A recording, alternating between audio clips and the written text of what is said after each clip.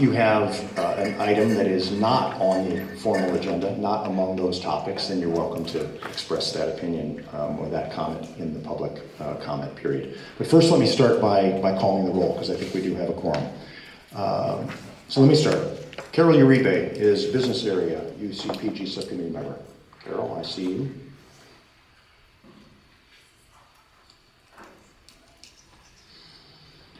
Business Area 2, Rebecca Robinson.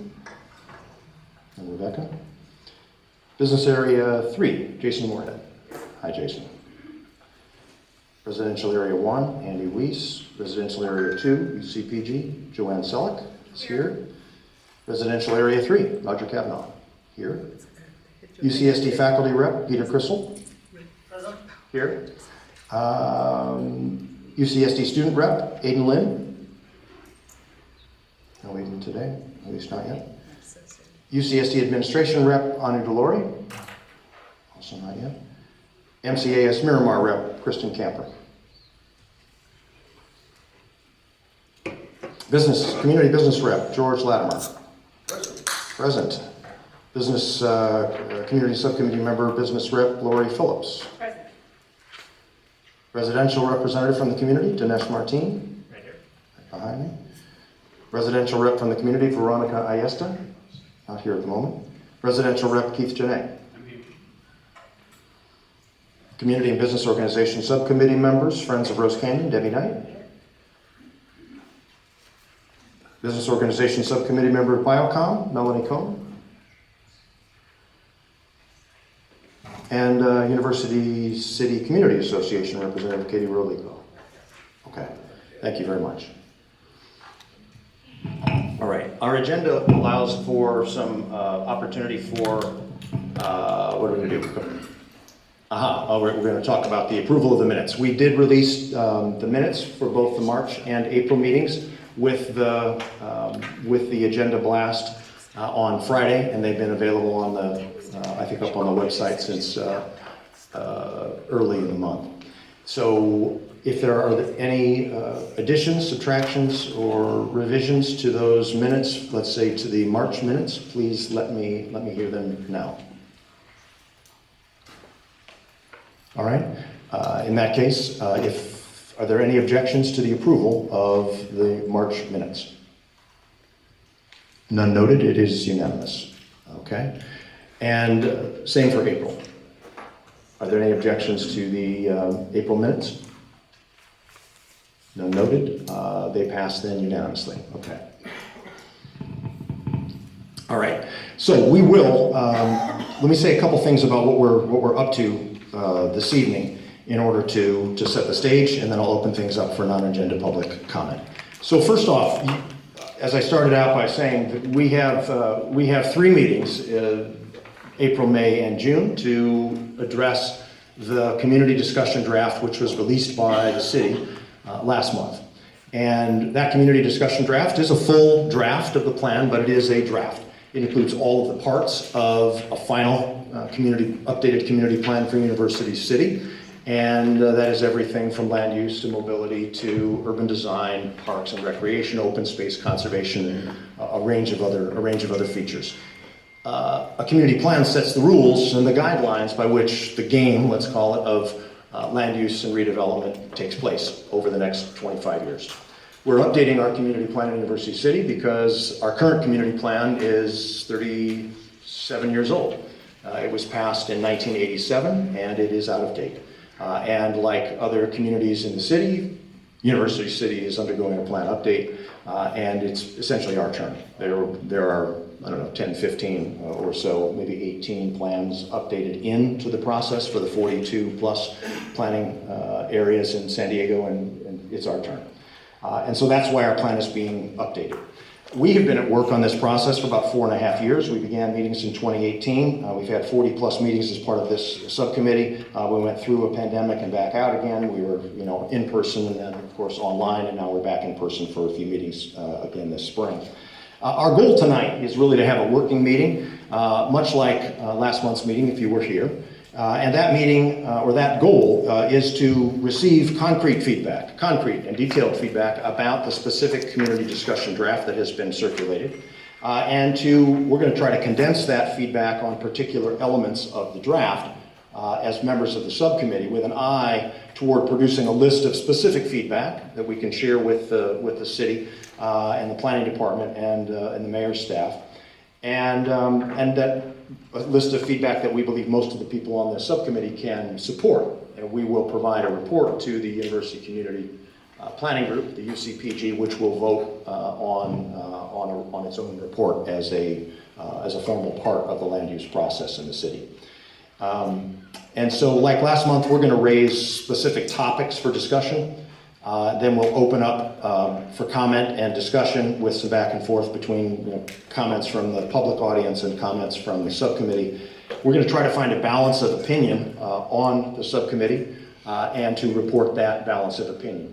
The goal is to produce something that is a consensus. A consensus is not necessarily a unanimous opinion, but if there are strong differences of opinion, then those certainly will be recorded and fairly presented in the report that we provide, along with what appears to be a consensus.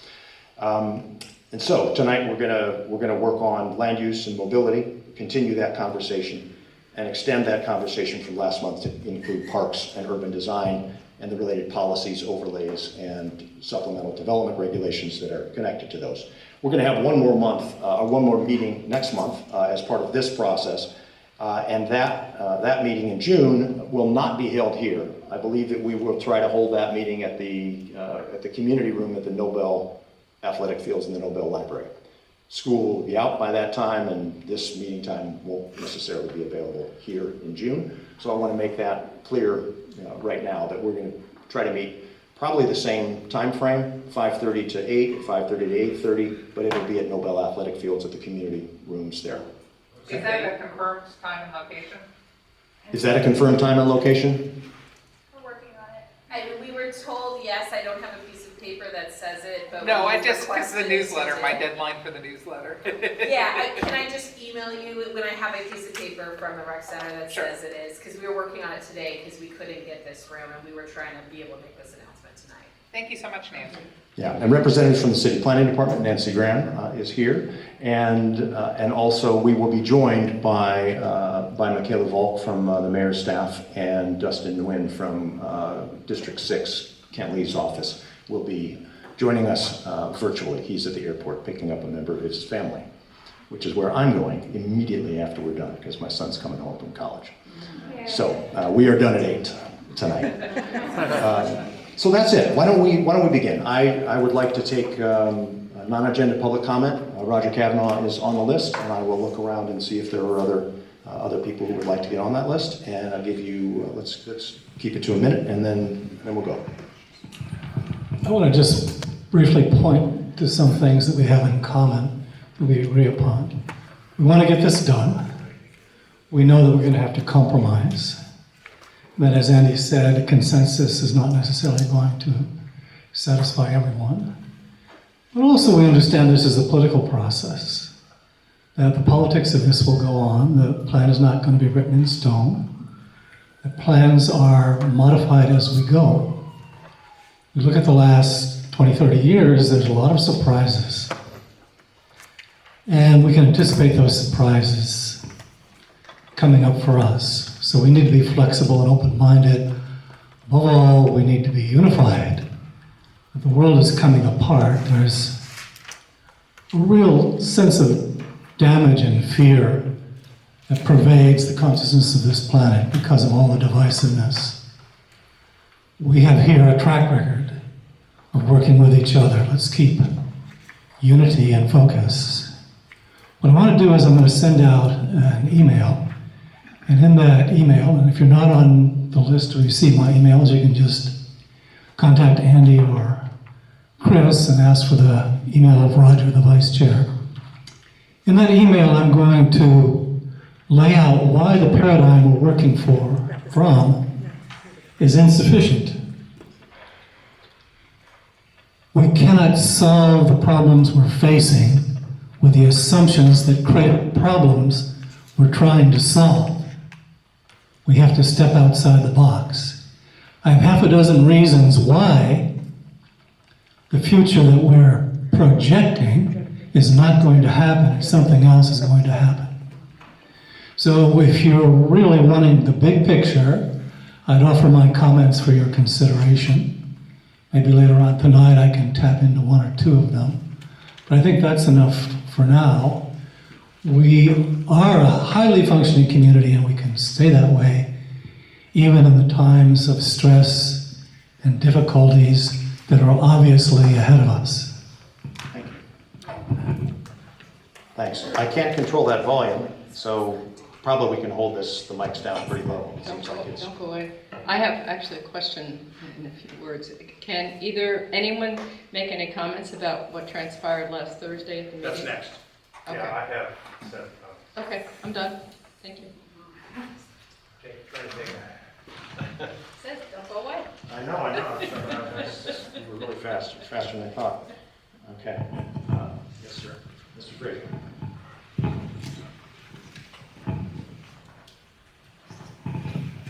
I have a marker for the subcommittee. I would like to propose some amendments to the draft plan. That's going to be agenda. That's agenda comment. when does the agenda? As soon as we're done with non-agenda. All right, take that markup back. Yes, go ahead. Thanks, Andy. All right, my name is Jen Dunaway. A few non-agenda comments. One of the things that was mentioned earlier about the plan update being old, and that's why we're on the list for being updated. Actually looked at all the community plans. There's 17 that are older than ours, so I'm wondering why those weren't updated first instead of ours. That would be a question I would ask. And if not, then there must be another reason why ours is being updated. The last meeting we were asked to provide concrete feedback. I would ask the city to provide concrete answers. I'm actually perusing the city's website on our plan right now, and I'm looking at the answer about schools. I'm really interested in hearing about how the city thinks it's going to double population in University City and add new schools or add a second story. The San Diego Unified School District's not going to do that. They're going to bus our kids out of the area to a different school. They're not going to be in our neighborhood schools. So I would like to ask for concrete answers to our questions. Thank you.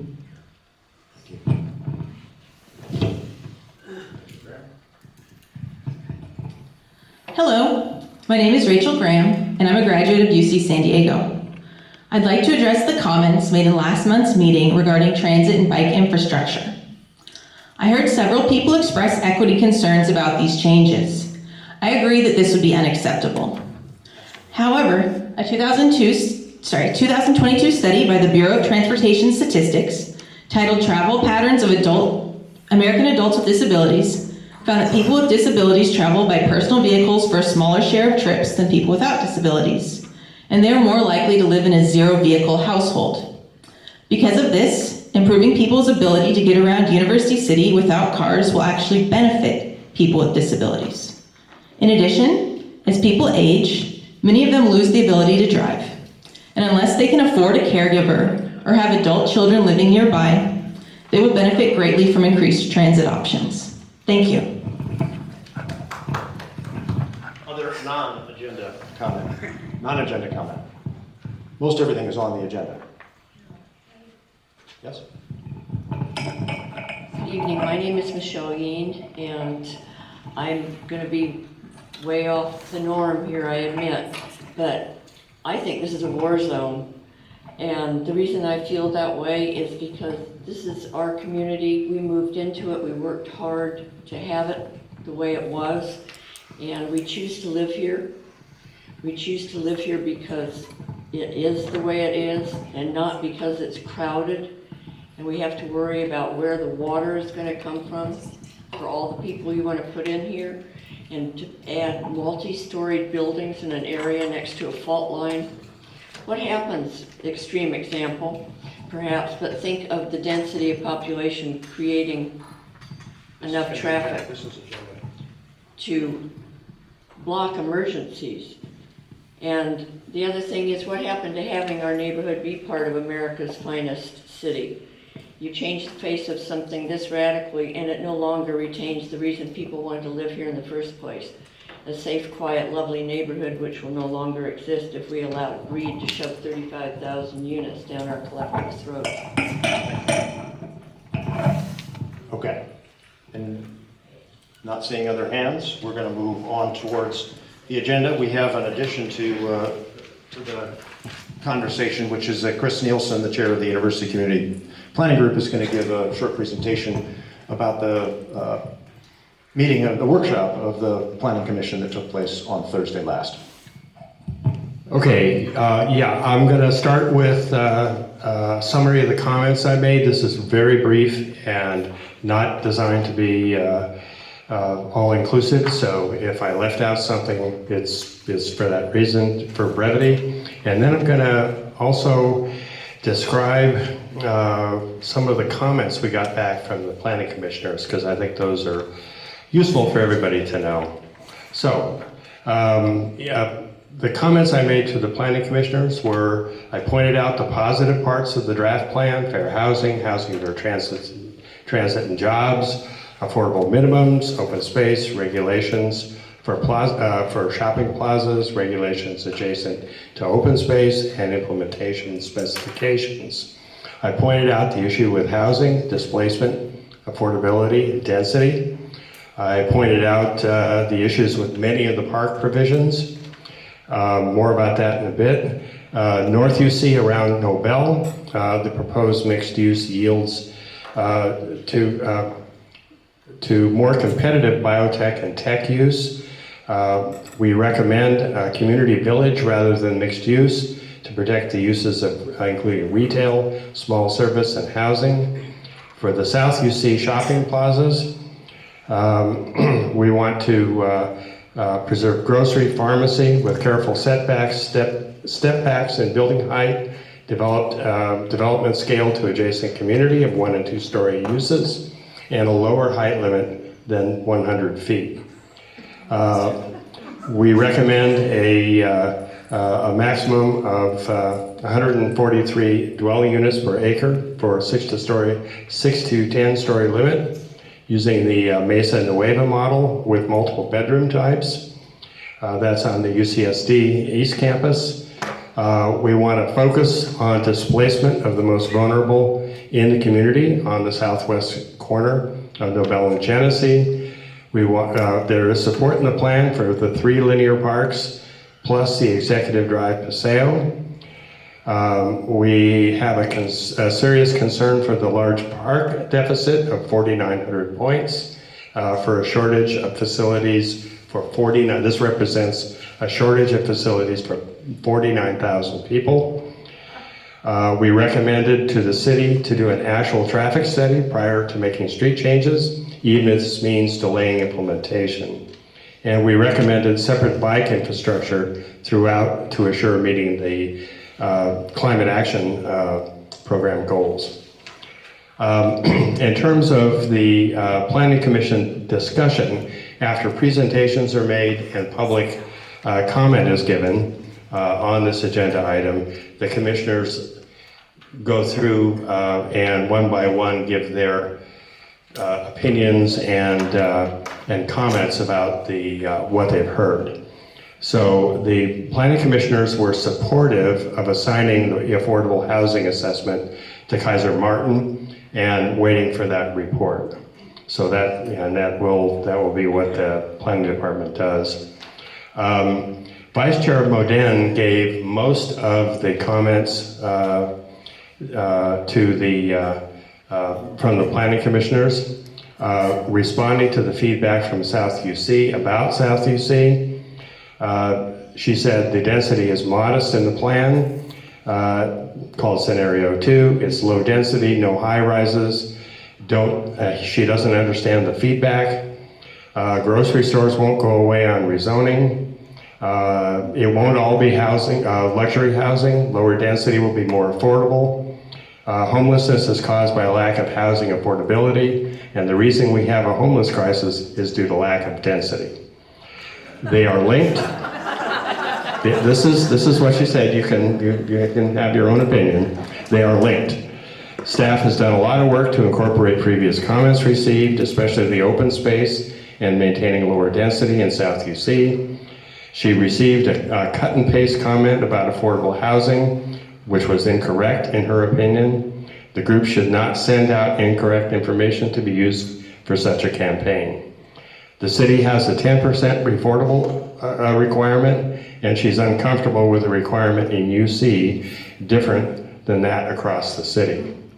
As I say, remember, these are commissioner opinions. You don't have to like them. Okay, stuff that's applicable to the entire plan area. She would like to discuss the CPIOZ, the CPAWS, and ask Nancy the reason for the 5 Ps. These are plazas, promenades, and so forth. And how the urban infill works with this. And she said there's a need to maximize the use of a housing site, so I don't see how all these regulations fit. And Nancy's replied, we have the 5 Ps for flexibility. The highest density next to a trolley would have a plaza, for example. If you think the percentages in the specifications are incorrect, let us know. She thought that the 75,000 square foot size for requiring of one of the 5 Ps is too low. Layering of all these CPAWS requirements may be anti-housing. She likes the 130 acre open space ad. We could use some of the density bonus to help affordable housing. Higher affordable housing requirements. On that subject, she said, I have a few issues with this. I don't think it's appropriate, and I think it doesn't help housing. It could be prescriptive to anti-development, so we should be careful with the percentage of affordable housing. She says, I like the plan, I hope we can complete it in 2023. Chair Hoffman's remarks were, we need housing at all ranges. This plan is a good step in that direction. Vice Chair Modin's comments are correct. I won't support either higher density or lower density, given the way staff has located the density. I'm happy with this from staff. We don't have enough affordable housing, but we support a variety of types. I like that ADTs are gone, replaced by BMTs, which is the CEQA measurement. This really hurt the community in the past. So one of the things to think about is what was not said, what was not brought up was we think scenario 1 needs to come back. That seems to be off the table.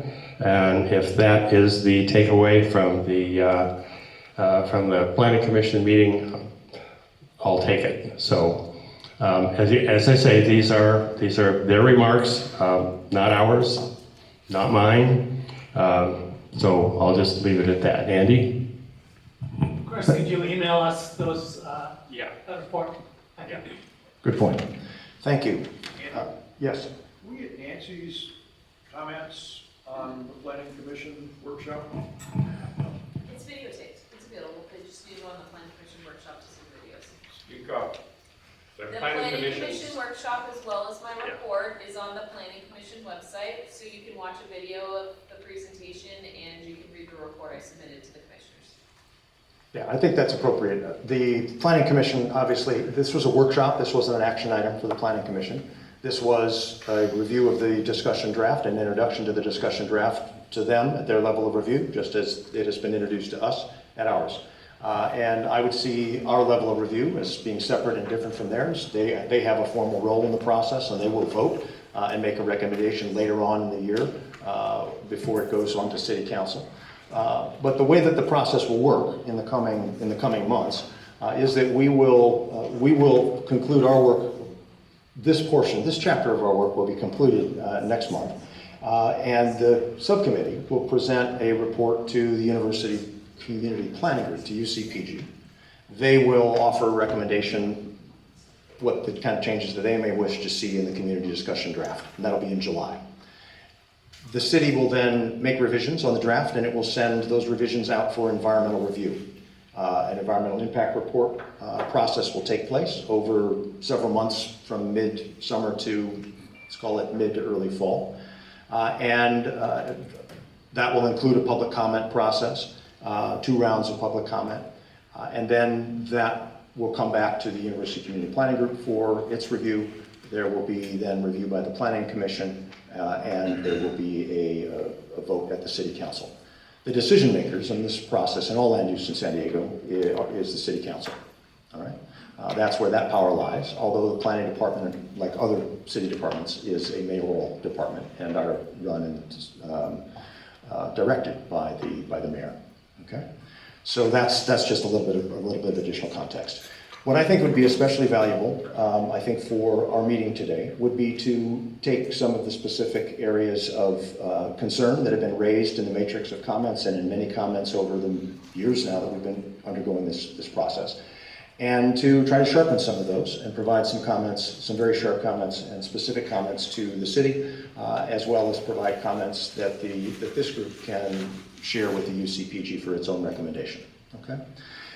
Last month, and I think one of those issues where we should start is related to commercial plazas. And commercial plazas are in several parts of the community. There are commercial plazas too in South University City. There are commercial plazas in North UC at La Jolla Colony and at Renaissance, and there's a large commercial plaza with community serving retail at La Jolla Village Square, at Nobel and I-5, north at the Whole Foods Plaza, and south at the Vons, or the Ralph's and Trader Joe's Plaza. Okay, and we had conversation about the South UC plazas last time. Some general conversation and some general consensus. I'm going to read that consensus, and then I'm going to ask for further conversation because a number of more specific comments have come in. I want to start there. Then I want to move from there to talk about North UC and to talk about the Whole Foods and Ralph's plazas, which we also spoke about, and see if there's anything that we've learned from the first conversation that specifies the consensus points that we reached last time. Then I'd like to talk about a couple of these other issues that the subcommittee has reflected before, that are reflected in our in the community land use scenario, which include affordability and issues of displacement. And then to move and to continue a conversation which includes mobility and some of the specific areas of mobility, bike lanes and bike infrastructure, implementation, lane reductions on several different streets in University City, north and south, and to talk also about parks and urban design. Okay, so that's kind of the way I'm envisioning what we'll do. Okay.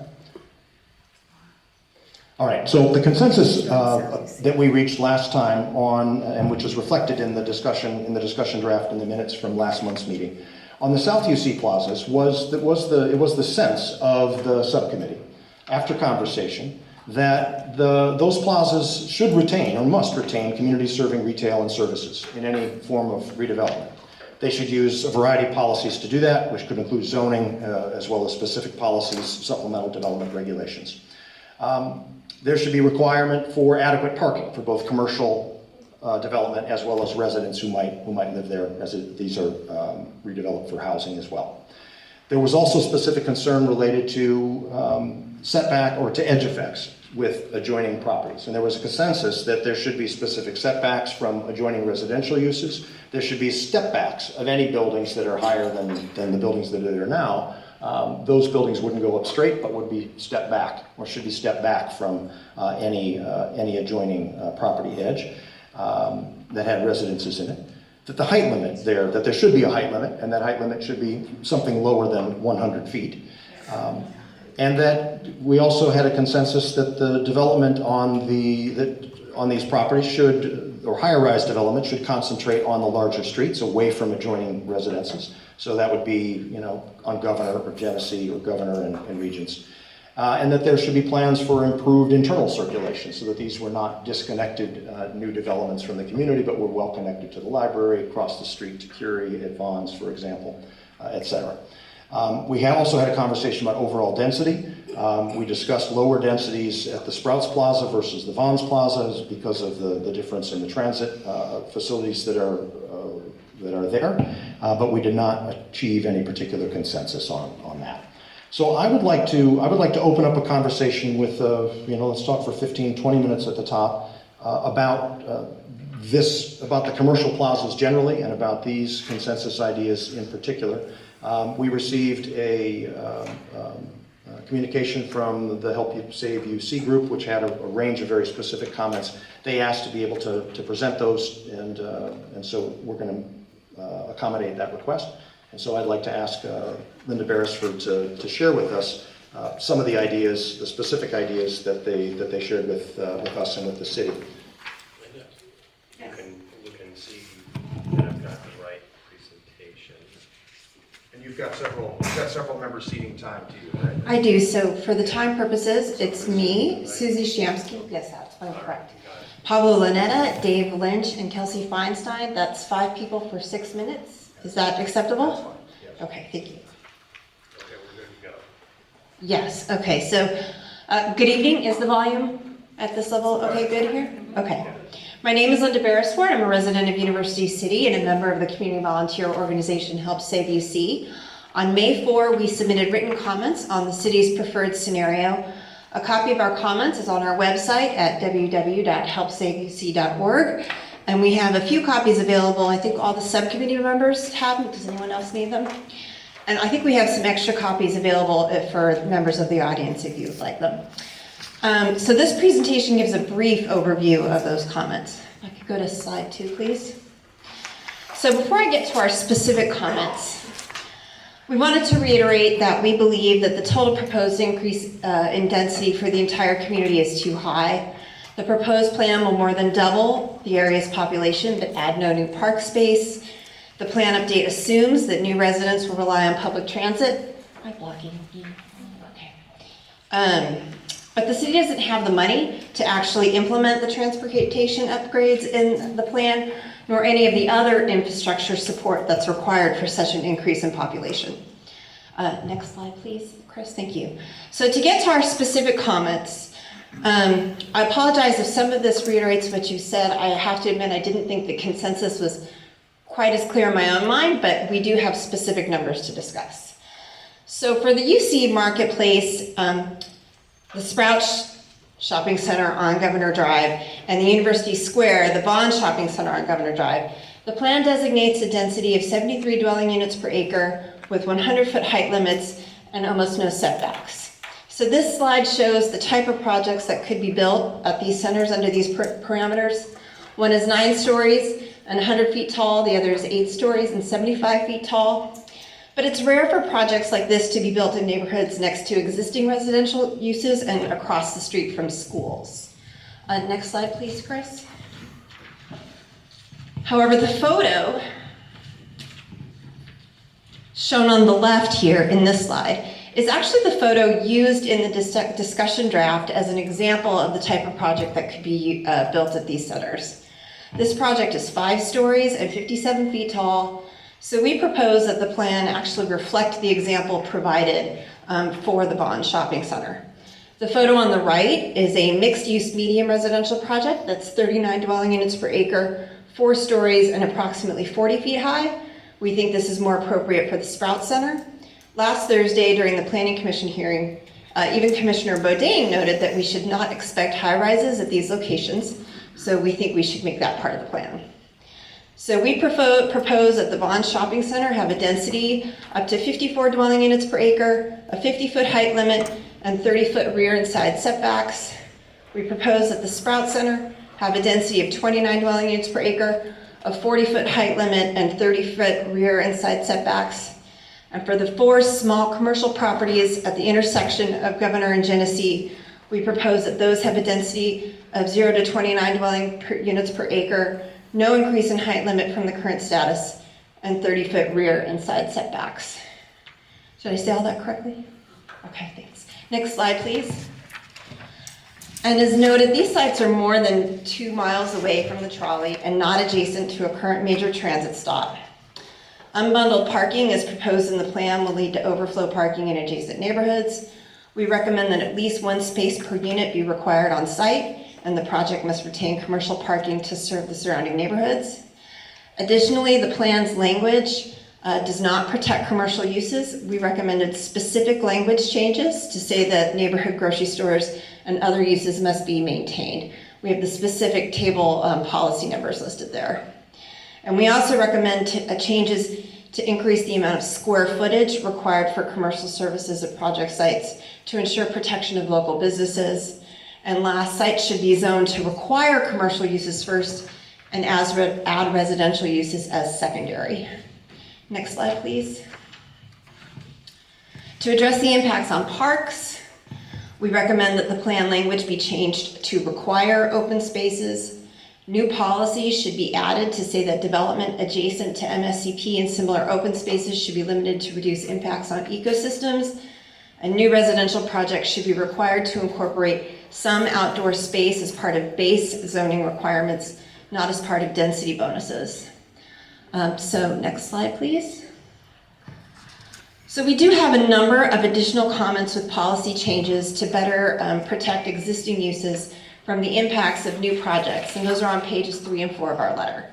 But we're asking the subcommittee to recommend at least these changes for the discussion draft.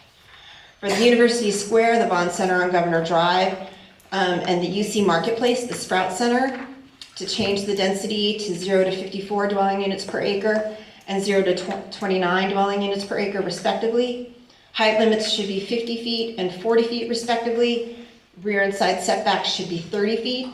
And one on-site parking space should be required for new residents and commercial spaces retained. The commercial properties on the 4 corners of Governor and Genesee change the density to 0 to 29 dwelling units per acre. No increase in height limit from the current status, and rear and side setbacks should be 30 feet.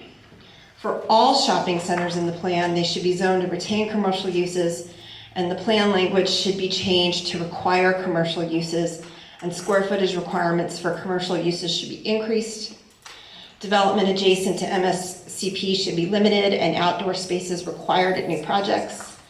Governor Drive should not be reduced from 4 lanes to 2. And a minimum affordable housing requirement should be required on site. In lieu fees do not work to build affordable housing, and off-site credits will not put affordable housing near transit. Thank you for your time.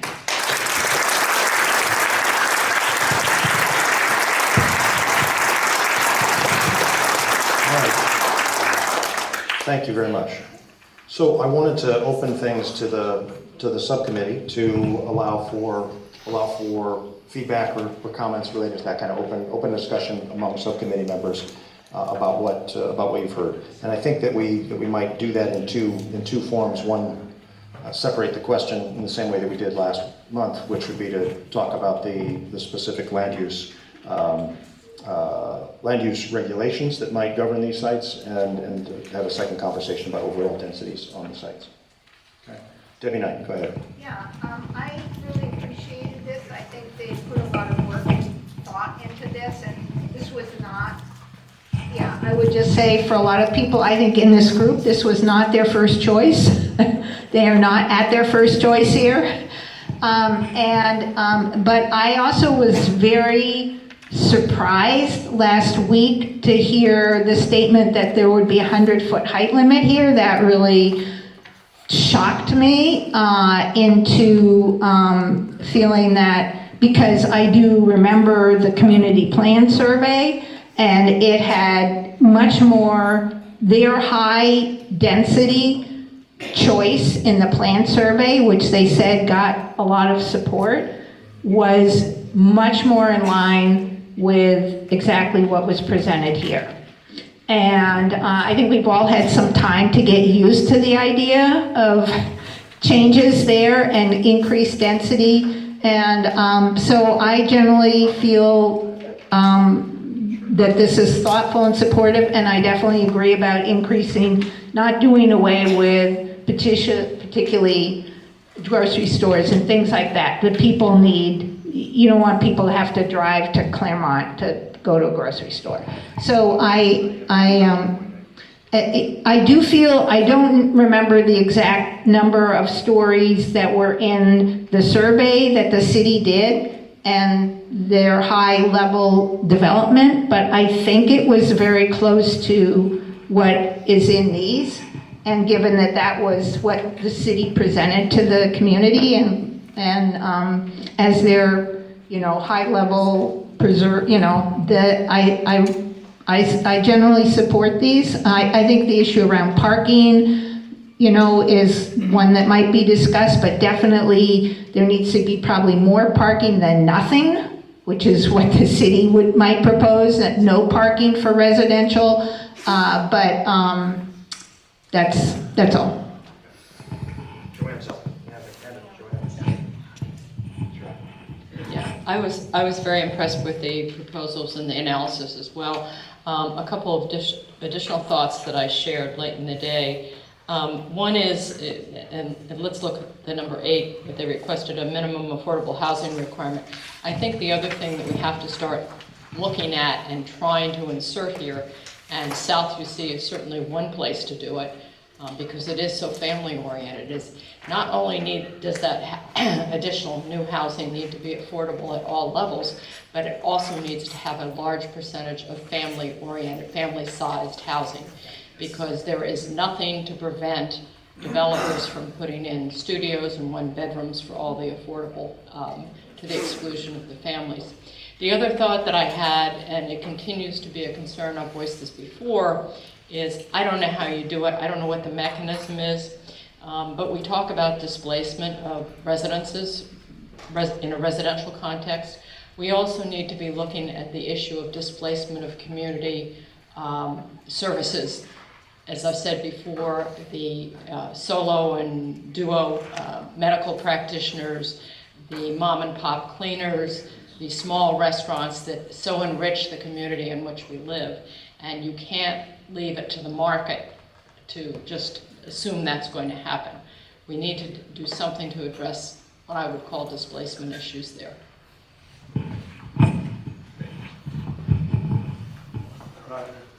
You can hold the mic now. Well, first of all, thank you to the SAVE folks. You really did an amazing job of analysis. What I like about it is it's a very reasonable accommodation to growth. There's going to be some growth, but it doesn't have to be extreme and distort the community. I think one of the things that was said last time, and I don't recall who the gentleman was, but he introduced the idea of a phased or step development where all the associated infrastructure that's needed, whether it's parks, schools, rec centers, libraries, or whatever, be in place and part of any development. That's a qualitative approach, and I think that's what a lot of the tension is between the quantitative method and the qualitative method. There's always a way to do something cheaper, there's always a way to make more profit, there's always a way to pass off the social and environmental costs to the taxpayers and the communities. But that's the problem. That's what's created this mess in the first place. If we go to a qualitative approach and we're integrated in what we want to do in terms of development, then our development is going to be reasonable, it's going to be healthy, it's going to be environmentally friendly, it's going to be satisfactory to us in maintaining the quality of life.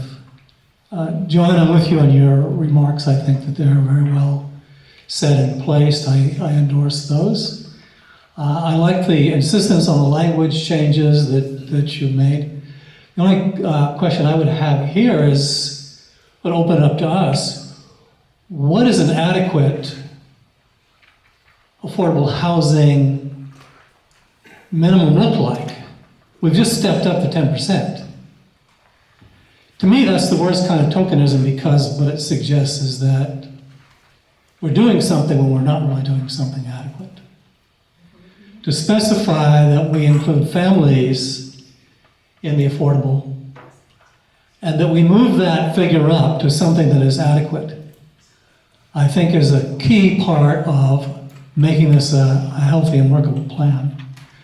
I would ask anybody, whether they're part of the city or a developer or this community, to point to a community in San Diego or the state of California or the United States that has a 20% or less affordable housing ordinance and show me that that works for affordable housing. It doesn't. The grand jury report says we need public support in financing, and we also need something else, which is a community-wide consensus that all parts of the community are involved in setting up an affordable housing network within a community. Thank you. All right, and let's keep, we can focus on the specific issues that they've raised. Affordability, we're going to get to affordability in a few minutes, but I'm taking notes on those. But some of the specific stuff that's different from what we already have consensus on is specific height limits, 50 and 40, what to do with four corner properties at Governor and Genesee, setbacks of 30 feet, are they all around, are they just from adjoining residences, maintenance of grocery stores and commercial parking, etc. So go ahead. Okay, first I want to say that I endorse pretty much all the points. I didn't think I would agree with everything, but I do. And so that's a good thing. I want to remind people who've been coming here since the beginning, pre-pandemic, we had a meeting in this room. Joe LaCava was our city council person, and he had been on his planning group, and he said, language is important, use the word shall, not promote. So I think with things like the low-income housing or affordable housing and height limits, and rather than suggesting that this happen, we put in the language of it shall happen. And I think that would be a good lesson for all of us from back 4 years ago. So. Thank you. So I definitely support the arguments that have been presented here. I think it is a thoughtful proposal, given that there is no mass transit at UC Marketplace. I think a lower density is very appropriate there. And it could be higher at the ones, because it is at least on the route of one bus. What I'd like to point out is that we are actually asking a lot of the plazas and these centers, because when we get to the parks, you will see that the city staff is actually proposing that some of the recreational opportunities are going to be provided by these centers. When we are putting in language about commercial space, it should not in any way preclude or exclude publicly accessible recreational opportunities, such as a recreation room or a pocket park, something like that. So that was my comment. Thank you. Anyone else? George? Thank you. I start off from the premise that the Sprout site and the Vaughn site are a small percentage of the land in South University City. So adding residential to those two sites, to me, provides an opportunity for more people to live and enjoy South University City. And I think that's a good thing. I think a mixture of housing, so that it's not all single family or not all very low density, adds diversity and strength to a community. So I start also from the standpoint of, I have no problem at all specifying that there be community serving, as Andy had suggested. I do have a problem with specifying specific uses. I don't think we can mandate to the market that there must be a supermarket of a certain size. The world is changing. We shop differently today than we did 30 years ago.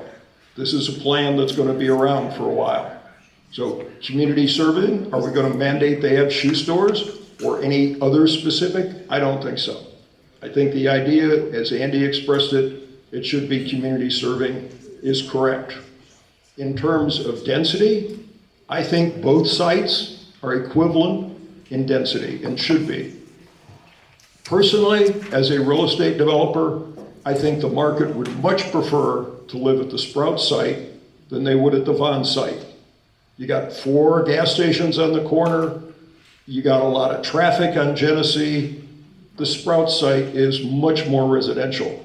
We should give equal density to each one of those sites. I'm sorry?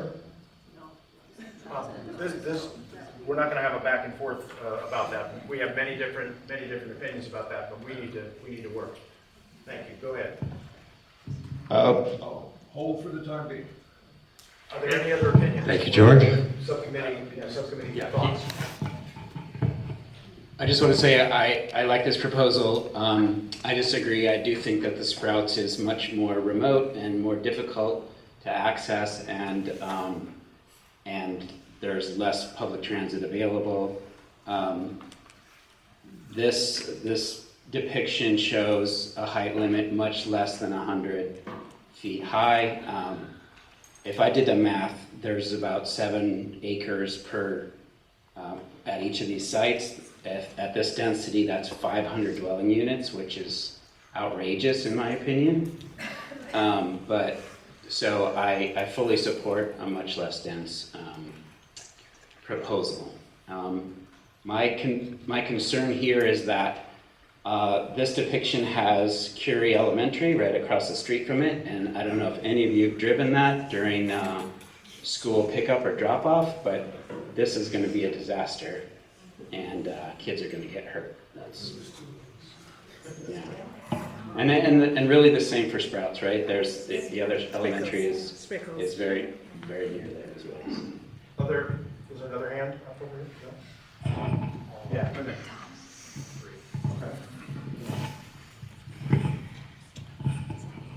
Okay, my comment's going to be on the more annoying side, but I think it's worth acknowledging the political reality that the Planning Commission is a gatekeeper for this plan, and you can not like them all you want, but you have to at least consider what they think. And I don't think they're going to like to see us playing favorites with Vons versus Sprouts. The difference is fairly subtle, I think. I know it's more obvious to us, but I think you might find them completely ignoring these comments if we try to push it too far. That would be my take on that. All right, let me sharpen this just a little bit. So I heard everyone. Is there anyone who wishes to express additional objection to what's in this proposal? Is that objection? I just wanted to make a point that there is such a thing as a climate action plan, and putting high density where it requires those residents to travel by car directly runs counter to this climate action plan. So I don't see how that could be supported by anyone, including the city staff, of course. All right, thank you. Okay, so are there any other opinions, objections that would like to be expressed as members of the subcommittee related to the plan, to this particular proposal? And in particular, as it relates to the issues of the setbacks for the 2 plazas, setbacks, heights, etc., as well as density for the 2 plazas. I just wanted to express support for the things that they're talking about, but I think it should be a little bit less, as Andy, I believe, mentioned in the last meeting. He was suggesting less density for the Sprouts and the Vons. Isn't that right? Than 40 and 50? No, I suggested last time that 29. I suggested different densities last time. Yes. They seem more, your ideas seem more appropriate. Than this. Yes. Okay. Could you contrast those, please? Your density plan versus I proposed for conversation last time that the densities could be appropriately different at the different locations because the transit's different there. At the level of 29 DU, which is the current DU for Sprouts, and at the 73 DU per acre for the Vons. That did not receive resounding support from other members here. But that's what I laid out. Okay. All right. So here's what I'm hearing I'll call this a set of consensus opinions with some well-regarded objection or difference of opinion or dissent. From what I've heard, it sounds like we have agreement or consensus from the members of the subcommittee that they would support the policies proposed by Help Save UC related to the setbacks, the densities. So what we're talking about here is, let's talk about the height limit of 50 at the Vons Plaza, 40 at the Sprouts, a difference of density 54 DU per acre at the Vons, 29 at the Sprouts, setbacks of 30 feet all the way around, and then provisions that groceries must be maintained. We had unanimity that community serving uses be maintained, shall be maintained. Those are the areas that I see are specifically called out. I had one question that I wanted to raise, which is about the four corner properties.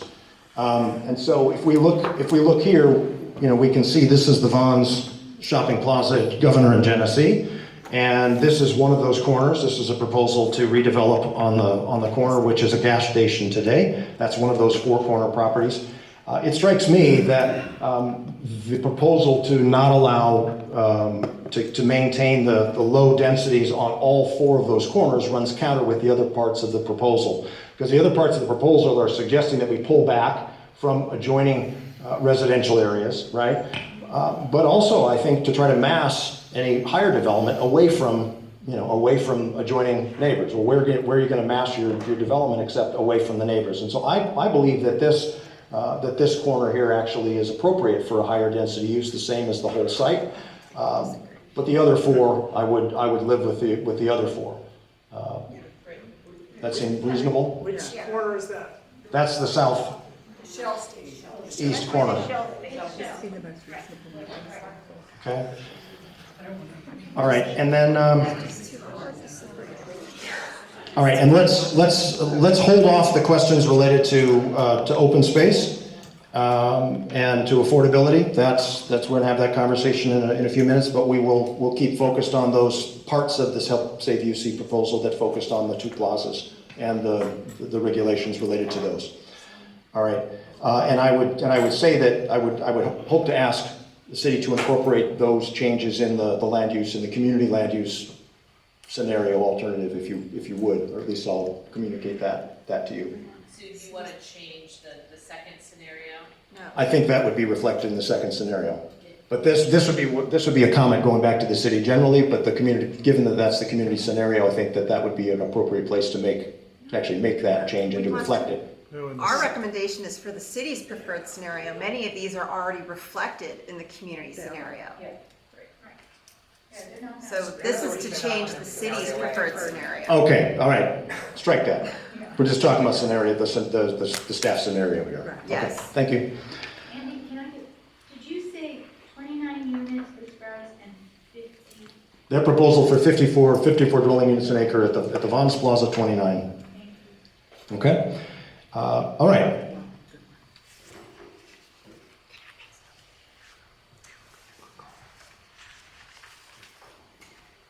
All right, I think that's that. The next question is also a commercial plaza, and this is the commercial plaza that we spoke about at the last meeting, which is the two commercial plazas, essentially the Whole Foods Plaza north of Nobel at I-5 and the Ralph's and Trader Joe's Plaza south of Nobel at I-5. Those plazas we had a conversation about those, and we came up with a set of consensus ideas. We had a consensus that we supported planning for development above the current coastal height limit, which is 30 feet. And we had a conversation about a new potential maximum height limit of 85 feet, maybe 100 feet, but somewhere in that ballpark. We had a consensus that this area should be zoned for housing and community serving retail as opposed to mixed use to avoid competition with higher, more competitive uses like biotech and high tech. And to make sure that if it does redevelop, that it will redevelop with retail and commercial and community serving retail as well as housing. There was, and that was also reflected in a consensus that there should be policy reflecting that that commercial, community-serving retail be retained, shall be retained. There was a consensus that parking be preserved there for both residents and shoppers in any redevelopment. And there was also conversation about setbacks and stepbacks. No feet were offered, no size of stepback or setbacks. There was also consensus that development should be massed towards the trolley station in I-5, away from adjacent and adjoining residential areas, and that this plaza in a redevelopment include a community-scale park and should be planned that way. Also, we discussed and had consensus to consider a pedestrian bridge over Nobel and remove parking on Nobel in that stretch between Villa La Jolla and I-5.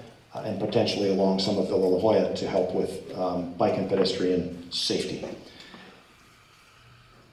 And then we also had consensus that we would allow mixed use and higher density north of the Whole Foods Plaza on those properties that are adjoining to Loway Village Drive. All right. So, question is, given the conversation we've just had, is there any more that we wish to say as a subcommittee to sharpen those, to change those, adjust those? In any particular way. Yeah, Lori. I believe that the density we're proposing for those two sites is a little bit too much. Already that area is very constrained from a traffic perspective. Parking is problematic there. You cannot park at the CVS in the evenings. There's just nothing there. I don't see how you can add community park to that area and add that much density. I don't see where it goes. And so I would favor keeping the height limit between 30 and 50 feet, reducing the overall density in that area. And I also think it's important, I hear language a lot about retaining residential serving retail, like the grocery stores and things like that. But we're talking about doubling the population of UC, and most of that's been pushed north, so it's not really happening in South UC, it's all happening in North UC. We have 2 grocery stores there, and and 1 pharmacy. So I think we have to include in the plan increasing the available space for community serving retail. And preserving, especially when we talk about the properties that are north of Whole Foods there on Villa La Jolla Drive. We need to do things like preserve gas stations. Cars are not going to go away tomorrow. And I know we're moving more and more towards electric, but we have to retain that gas station, I think. There are no others anywhere proximal to that neighborhood. So I actually think we need to increase the community serving retail in the area. I believe I misspoke. I think when I took down our consensus, I think that preserve and expand was part of what we had consensus on last time. All right. Are there other thoughts that that people would like to add related to the plazas there? Yeah, this is just a quick one, but I think, and Lori's brought this up many times, the bikeability on Villa La Jolla there is disastrous, and that's the connection between UCSD and all of that housing, retail, whatever. And it's been made a lot worse by the big new building that UCSD is building there, where they've built right up to the sidewalk. The city's not preserving the amount of space that you need to provide safe, that needs protected bike lanes on Villa La Jolla there. I mean, it already needs it, but it definitely needs it for, increasing the density there. What did we decide we're doing with the hotel? It's sold. So this is a conversation which is about the properties which are to the south of that, and we had consensus last time that the properties to the north of that are appropriate. The properties where the hotel is, properties, there's two properties. There's two properties north of the Whole Foods and east of, this is gonna get into the weeds, and east of Villa La Jolla, and there's two properties to the west between La Jolla Village Drive and the Whole Foods. Those are not part of this conversation, this discussion. Those, we had consensus that those were appropriate for higher density and mixed use, which is what we're seeing there. But what about the one on Gilman that comes out as like dark purple? That's not part of this particular piece of the conversation. So let me point out to members of the subcommittee that the density on this site that's proposed in both the staff and the community scenario is 143 DU per acre, which is what this committee had proposed in the community scenario. And so I would continue to argue that is an appropriate density for this area, for this site. That is the density that we see at Mesa Nueva, which is the East UC SD campus. It's 6 to 8 stories, and it's very high quality, affordable, mixed apartments that I think, to me and to my mind, illustrate what high density living can be at its very best. And I think this is an appropriate area for housing and retail. It's got to have community serving retail. If we're going to have lots and lots of new residents, I totally agree with you. We've got to have expanded and protected community serving retail, or it will be a total disaster. And I think we need to have those two things and not additional high tech or biotech. We have to protect it for those, but I think this is an appropriate place to do that. Maybe it's a place that UCSD would partner for more affordable student housing with the private developers there. But I believe that this is a level of density that might be appropriate. The height limit of 85 was suggested as sort of the sweet spot by the lobbyists for the developer. Take that for what you will. But that is a height limit which would reflect 2 stories of parking and 5 stories of stick-built, lumber-built apartments on top, which is typically much more affordable to build and therefore much more affordable to rent than if you go much higher than that. If you go into a steel frame, you got much more expensive. And of course, higher rises may give you opportunity to have more open space at the ground floor because you've got more floors that are above the ground. So I would continue to argue that the density is appropriate here. But I wonder whether we have questions about whether the setbacks are appropriate, whether we want to specify anything about setbacks or stepbacks to move any new development that did take place here. That's my opinion. So are there other views? I have a comment on that. Let me get it right. So I think I mentioned this last time. If we think, and it seems that all of us might be thinking that the density is appropriate, then limiting the height is going to work against livability in that area. Because the way it's going to end up is every single inch of that area is going to be built up in order to achieve that density. So where are the pocket parks? Where is a public plaza? Where is anything but houses and stores? So I think we need to go high. For instance, the areas adjacent to I-5 are very appropriate for tall buildings. And we need to put on that site tall buildings in order to acquire some more breathing space for plazas, pocket parks and such. Because as again, you will remember, the draft actually calls for recreational opportunities to be provided on site. And if everything is built up, there is no opportunity. And so your specific proposal would be for something higher than 85 feet, but at the I-5 edge? Yes.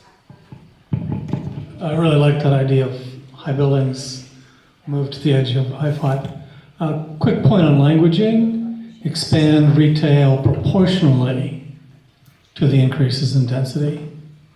The point we have an existing safety problem for pedestrians, and we're going to increase significantly our population. We need pedestrian bridges to not only to break down the super blocks, but to provide for pedestrian safety.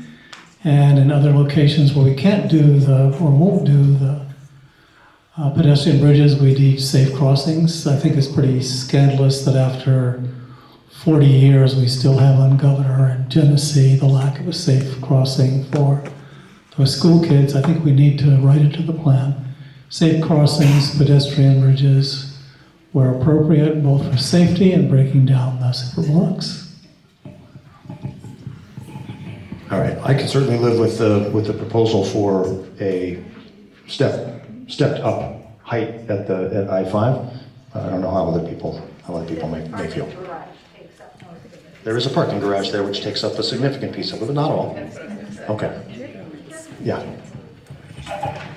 So I, for one, am opposed to that density in this area, and I've mentioned it before in other conversations, but the true problem here is access to this space. And from southbound 5, the only way to get to any of this space is to go on via La Jolla and La Jolla Village Drive, and that is a mess, and it's always going to be a mess. And it's going to be gridlock in this scenario. There's no way to get around that unless you build more access from the freeway to this area, and I don't know how you're going to do that. So my concerns are really pedestrian safety, bike safety. Speak into the microphone, please. Accessibility in this area is a big flaw with this kind of density. Thank you. George. There is no larger site in University City for residential than the area we're talking about on either side of Nobel, west of I-5. Building high-rises adjacent to freeways as close as you can get is not a comfortable place to live. You want to put your lower density there and step it back so the further away you are from the freeway, the nicer place it is to live. Secondly, yes, we're probably going to lose our visitor commercial in University City. The Hyatt has been sold and will probably be redone as a biotech. Embassy Suites may go through the same thing. The Aventine office building may go through the same thing. This is a site that is very accessible, contrary to the gentleman who just spoke. It's got some of the best freeway access of any place in University City. And it has the trolley stop. So this is a site to do higher density, have height limits in excess of 100 feet, if we can get it past the citizens of San Diego to set it aside and give a waiver for the 30-foot height limit. And I believe that this is the site that deserves the density that we're talking about. It's higher than that now. Those buildings are higher than that now. All right. They're not higher than 100 feet. No cross conversations, please. All right. We may be losing, the battery light over here is blinking, but so we'll just deal with the tech that we've got. There you go. Yeah, two thoughts.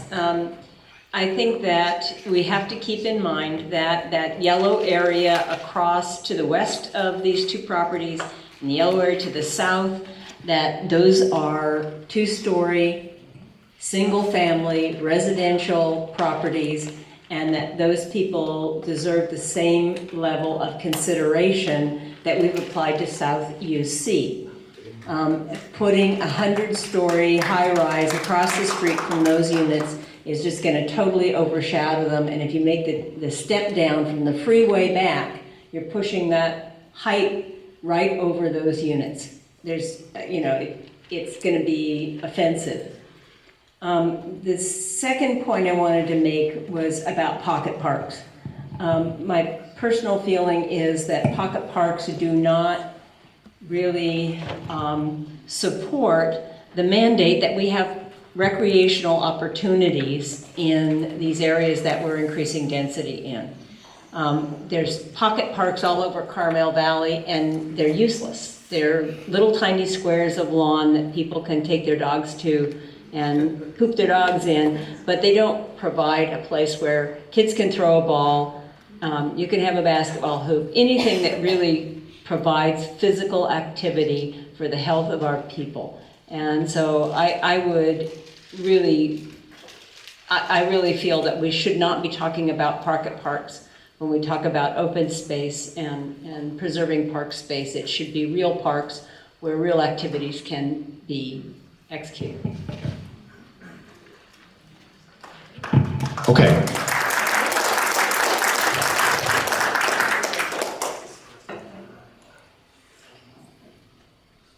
Okay, so I think we have, I'm going to state a couple of points of consensus with some potential with dissent.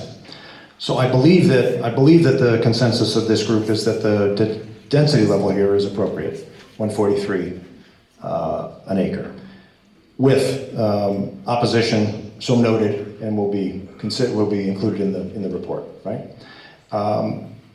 Access, et cetera, being issues. We do not have any further clarity on consensus for a maximum height limit, but I think we are still talking about that there should be a maximum, but that maximum is in the range of 85 to 100-ish feet. I think we probably have a consensus, and let me make sure that we should afford the same protections to existing residential adjoining these commercial sites that may see redevelopment around the plan area, and that there should be similar setbacks and step backs in all of these, suggested in all of these places. That would include here, and I would propose that the numbers that were offered by Help Save UC for the South UC plazas would be appropriate here, that you would have a setback of at least 30 feet. And I think that setback would be from the adjoining residential areas. I don't think we need a 30-foot setback from the streets and things, from Nobel, for example. We already have a freeway adjacent proposal for the way that development along freeways will go, to speak to George's issue. Where was I going with this? Not the park part. Well, the park part, we already have consensus that it shouldn't just be pocket parks, but that a community scale park is deserved here. And that would be our recommendation. But that we would have a setback of a specific level, let's call it 30 feet, to adjoining residential uses, and that buildings after that would have a step back requirement similar to the kind that is proposed for the canyon adjacent development, for example. Okay? And I think that would provide protection. The south, the housing that's directly adjoining the site to the south, the housing doesn't start for 80 feet. There's 80 feet onto the site. They're already set back about 80 feet from their property line. So if there's a 30-foot setback on the other side, you're going to have a significant set aside between any new housing and the existing. And if it's stepped back, I think that might be appropriate. That's what I can see that we have. We're going to have the freeway adjoining ideas will go here, and what would happen with development along the freeway. I still think it is appropriate to have the higher rise closer to the freeway as opposed to on the inside. But if it followed the step backs that are proposed by the freeway adjacent development, it could get high. And it would get high probably closer to the middle than it would to the very edge. Just on the setback issue, so it's clear, it's not just Villa La Jolla with the two-story condos.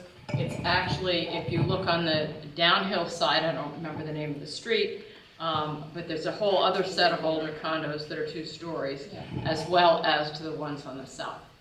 So it's at least 3 sides. Okay, so you would prefer a setback and step back along, All 3 sides where there's low residential currently. including across Villa La Jolla? Yeah. Okay. I have a question I can take that. about your statement that there's a 30-foot setback between the Vons, the Ralph's Shopping Center and the apartments. Directly to the south. Directly to the south. Yeah. Those are condos. There's condo structures. But there's apartments that literally touch the parking lot there. But those are owned by the. Yeah, one would expect those to be redeveloped. They're owned by the same they're owned- owner that's as part of the the, shopping okay. centers, yeah. So that's going to be, and that's low-income housing, as you know. Those are likely to be displaced. That's our next conversation, right? Okay, so let me call that the consensuses that I can see, which include also, to add to that, again, a reinforcement of the need to take pedestrian and bike safety very, very seriously on this in this particular area, because Nobel is dangerous, and that could include the removal of parking there and protected bike lanes. Okay. All right, I'm looking at 7 o'clock. We've got an hour, and we've got additional material to discuss. I think it's appropriate at this point to take on the issue of affordability and displacement, and just to speak to that for a few minutes. And so, as you know, we have this group has pushed for, and the city has agreed to include some form of an inclusionary limit for affordable housing with any redevelopment of housing.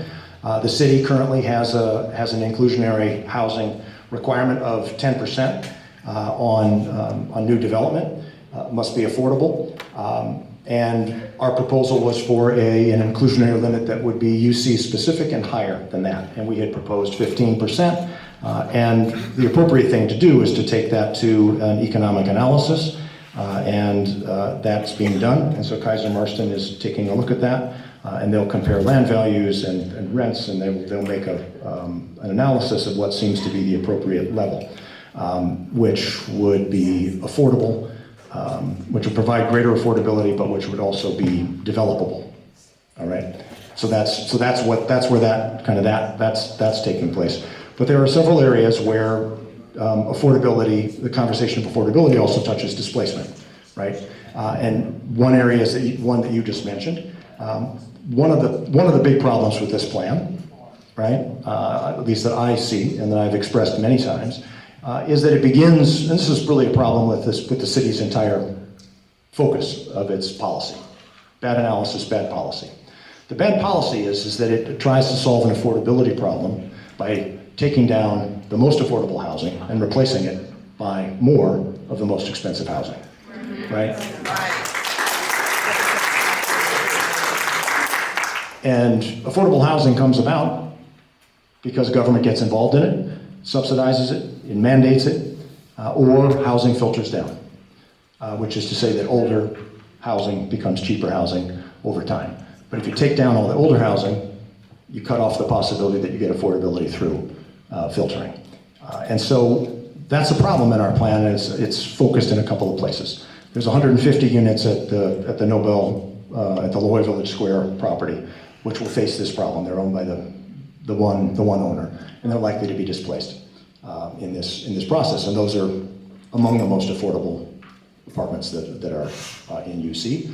Another area where that's true is at the southwest corner of Genesee and Nobel. And that southwest corner also has the most affordable of the units that are in University City. There's 2 or 3 complexes there, right? And the proposal that the city has offered is for very high-rise development at that southwest corner of up to 218 dwelling units an acre, and to take advantage of the trolley and accessibility to the trolley, but to essentially replace the existing units with higher-rise, and we all know, much higher rent properties. So the question is whether we wish to make any recommendations about that overall process. In the community draft, land use scenario, we suggested a much lower density per acre on that site. And we could propose, I suppose, some specific requirements for replacement or of rehousing of people displaced from the site. There are a variety of things that can be considered, but I thought I would open that up for conversation and opinions of the subcommittee. Yes, I have grave concerns about that area because, or about this issue in particular, because I saw a lot of the redevelopment that happened in the 1960s and did exactly the same thing, and maybe they do it a little more politely now, but we know that the high-rises that are built do not provide much affordable housing, and they put in your transit priority areas, they put luxury housing, and those are your low propensity transit riders. You're cutting off your nose to spite your face or whatever. This is exactly what you should not be building, luxury high rises in your transit priority areas. The other thing that Joanne raised earlier is that one of the goals for the city is to allow families to live in, low-income families to live in high-resource areas, which we are one.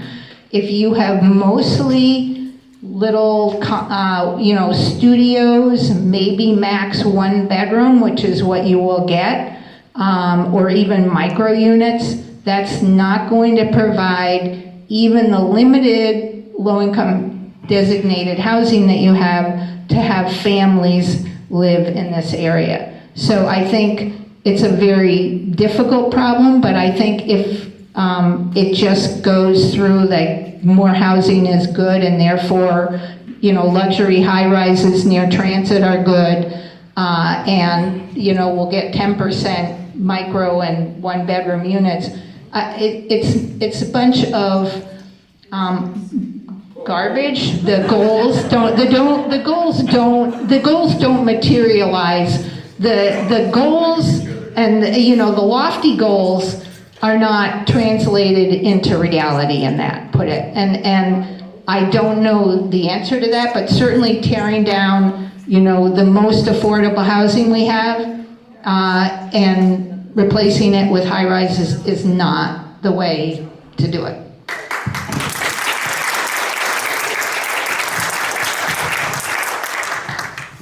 I'd love to see the city send somebody out to Lux UTC in the Palisades and ask anybody that comes in and out of the building to use the trolley. I'd be willing to give them $20 a head for anybody who said, yeah, I do. So if you're in the city's payroll, you want to make some extra money on the weekend, see me. The other thing I would say is, summer job for somebody. But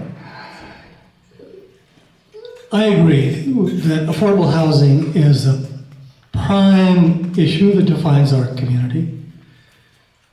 I did the original survey on the rents of all those places to the west of Genesee and north of Decoral.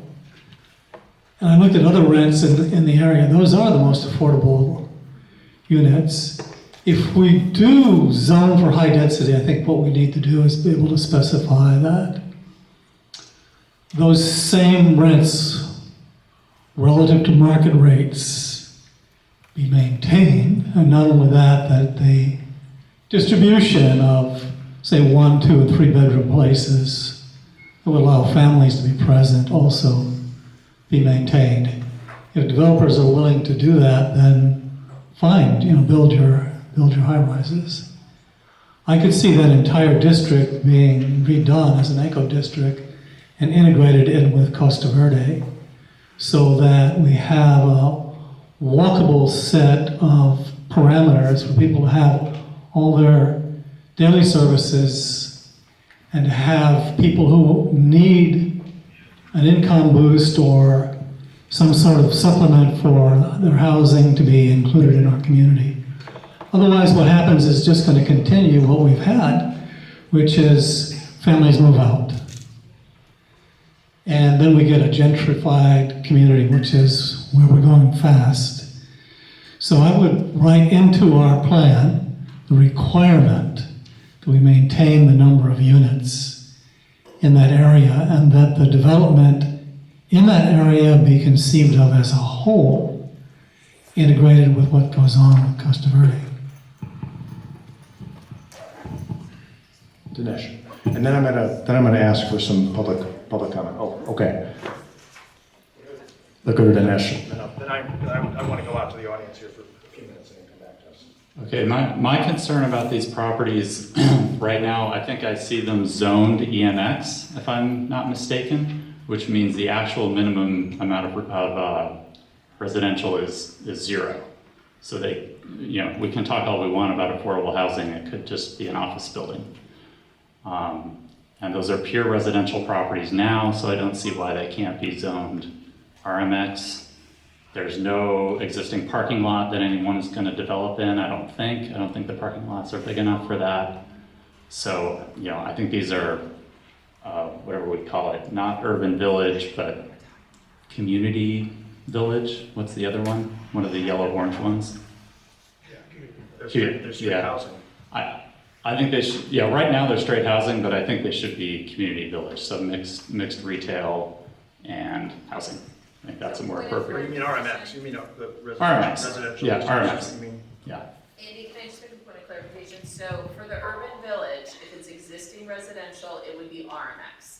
If it's existing commercial, it would be EMX when it goes to be zoned. So the RMX zoning is 90% housing, 10% non-housing. So there's both an EMX and an RMX mixed use zone, there's two. Okay, thanks. So this would be RMX. Okay, it's confusing because it shows 0 to something. In the urban village, but then you also have to apply the zoning. So we will be releasing a zoning map with the EIR, but I've made this known in previous meetings that if it's existing residential or if it's existing, if a property owner, there's one property that is currently commercial that they've asked to be RMX instead of EMX. So if a property owner indicates that they want to, we would consider. Pass the microphone. But in general, that's where it would be. Okay, so thank you for that clarification. Sorry I missed that previously. All right, we've been having a lot of conversation up here. I saw some hands that were up in the back. I've got 1, 2, 3 that I'll take. I'll take 5 from the audience. Let's do it in about 90 seconds to 2 minutes tops. Okay. Okay. This is actually not about affordable housing. So in the last topic, you were talking about the Nobel commercial sites, but there's another Nobel commercial site. Is that going to be discussed? It's the Vaughn's La Jolla Colony? I think what we suggested was that we apply the same, I think the consensus was to apply the same setbacks and stepbacks that we talked about for South UC to the other commercial plazas, which include the... As long as that's included. La Jolla Colony and Renaissance. Okay, and as long as the data is correct, because on the map on page 31, it looked like the surrounding areas had much higher residential density currently than they actually do. Okay, thank you. Thank you. Jesse? Hi, my name is Jesse O'Sullivan. I'm Policy Counsel at Circulate San Diego. Speaking of displacement and affordability, inclusionary zoning can be a really important tool for creating affordable homes. It's also something that you have to be careful with because you could end up, if you set a 20% requirement, you get 20% of 100 instead of getting 10% of 1,000, right? And so if you tank production because you can't afford it, because developers don't make any money off of it, then you end up with less affordable housing and less market rate housing. And market rate housing prevents displacement. Market rate housing is part of the solution. So we talk a lot about this Lux building. A 2-bedroom apartment in that building is $4,000 a month. I was just looking today, there's a house, ordinary single-family home in this neighborhood, sale pending at $1.45 million. That's a 20% down payment would be $290,000, and that's a monthly payment of $9,600. So those luxury apartments that you're talking about cost less than half the monthly payment. And yes, they're a lot smaller, but those people can't afford that much more space. So the people who live in that building, I'll grant you, probably make more than median income. They're probably scientists and doctors and engineers, Personally, I think that those people deserve a place to live. Secondly, if you imagine the other hypothetical where that building is never built, most of those people don't disappear, right? Those people are people who got good jobs at Qualcomm or at Illumina or wherever, and they have the resources to move to San Diego. And if that building doesn't exist, instead of living there, they live in the other apartments in the area, and that drives those prices up.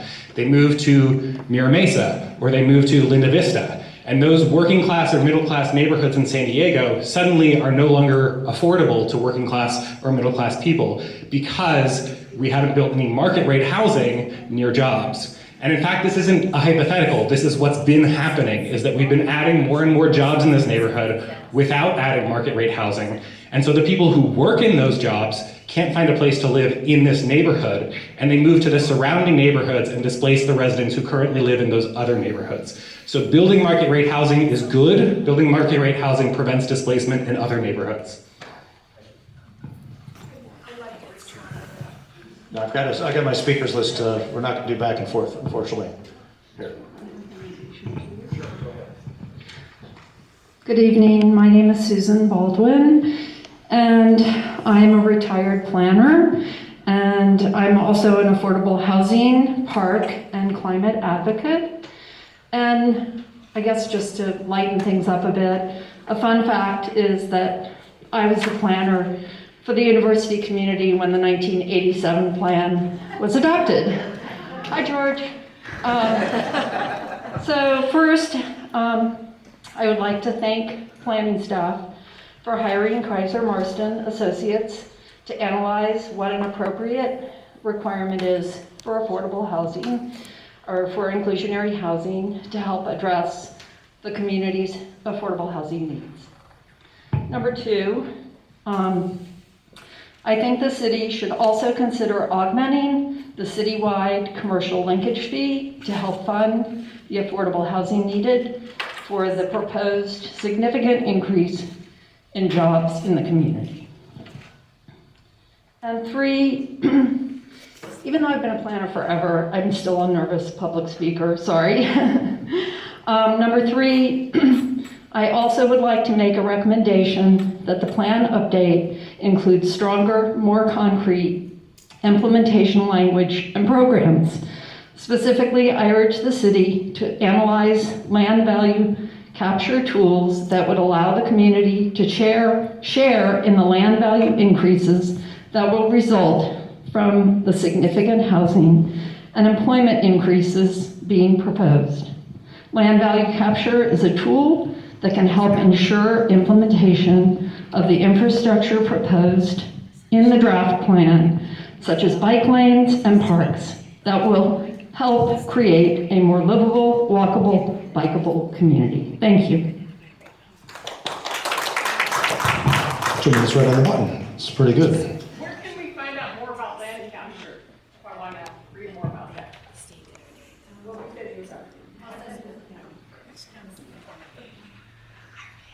There was a hand right in here. Was my fifth. I had just a question. Will there be an opportunity to circle around for clarification on earlier sub-themes? For example, the height limits in South UC? I think we had consensus on adoption of the letter that you proposed, 50 and 40. Okay. George's hand. You know, we're talking about two things, and they're slightly related. We're talking about displacement of people who are in currently low-income and affordable housing. And, you know, that's definitely important. But since we're also looking at doubling the population here, shouldn't we be perhaps looking at a percentage of what that doubling is in what our affordable housing goal is, you know, rather than focusing on saving, you know, 3,000 units, we look at a percentage of what they're planning to put in here. Frankly, no, I like living around faculty members. I like living around school teachers, firefighters, policemen, things of that sort. It makes for a much more interesting community. And if we're gentrifying the whole area, we're getting rid of all those types of people. because they won't be able to afford it. The other thing that goes into this consideration, and it's a broader question, I think, of what the community looks like. A gentleman raised it at the last meeting, has to do with the number of seniors. You know, we're all thinking we're going to have a young, vibrant population in here, but guess what, guys? Those folks are going to get older, and yeah, maybe they'll retire and go someplace else. But I don't think we want to be promoting a community of people under the age of 50 only. You know, the seniors who are here will be long gone by the time a lot of this happens. But it's a fact of life. Everybody's going to age. And we also have a disability community that we should be thinking about at the same time as we're implementing all these programs. But again, my thought really goes to not just the question of keeping the same numbers of low-income units, but putting a reasonable percentage in relation to what the overall growth is going to be, or projected to be.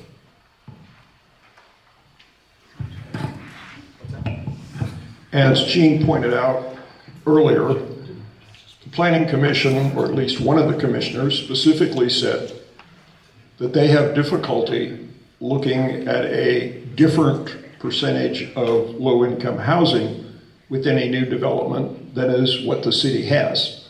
I think legally that's on really weak grounds. Secondly, in terms of retaining in some fashion the existing low-income rental, it seems to me that what that's doing is it's penalizing somebody who's provided low moderate income housing. Shouldn't we, in turn, be saying to them, thank you very much for all you've done for the community, but we're not going to require you to continue to do low moderate income housing when other people, other developers have the right to build luxury housing. One possible solution of that is to say, okay, fine, everybody that develops new has to do 10% plus the existing low moderate income housing that's in the community now in terms of a specific number.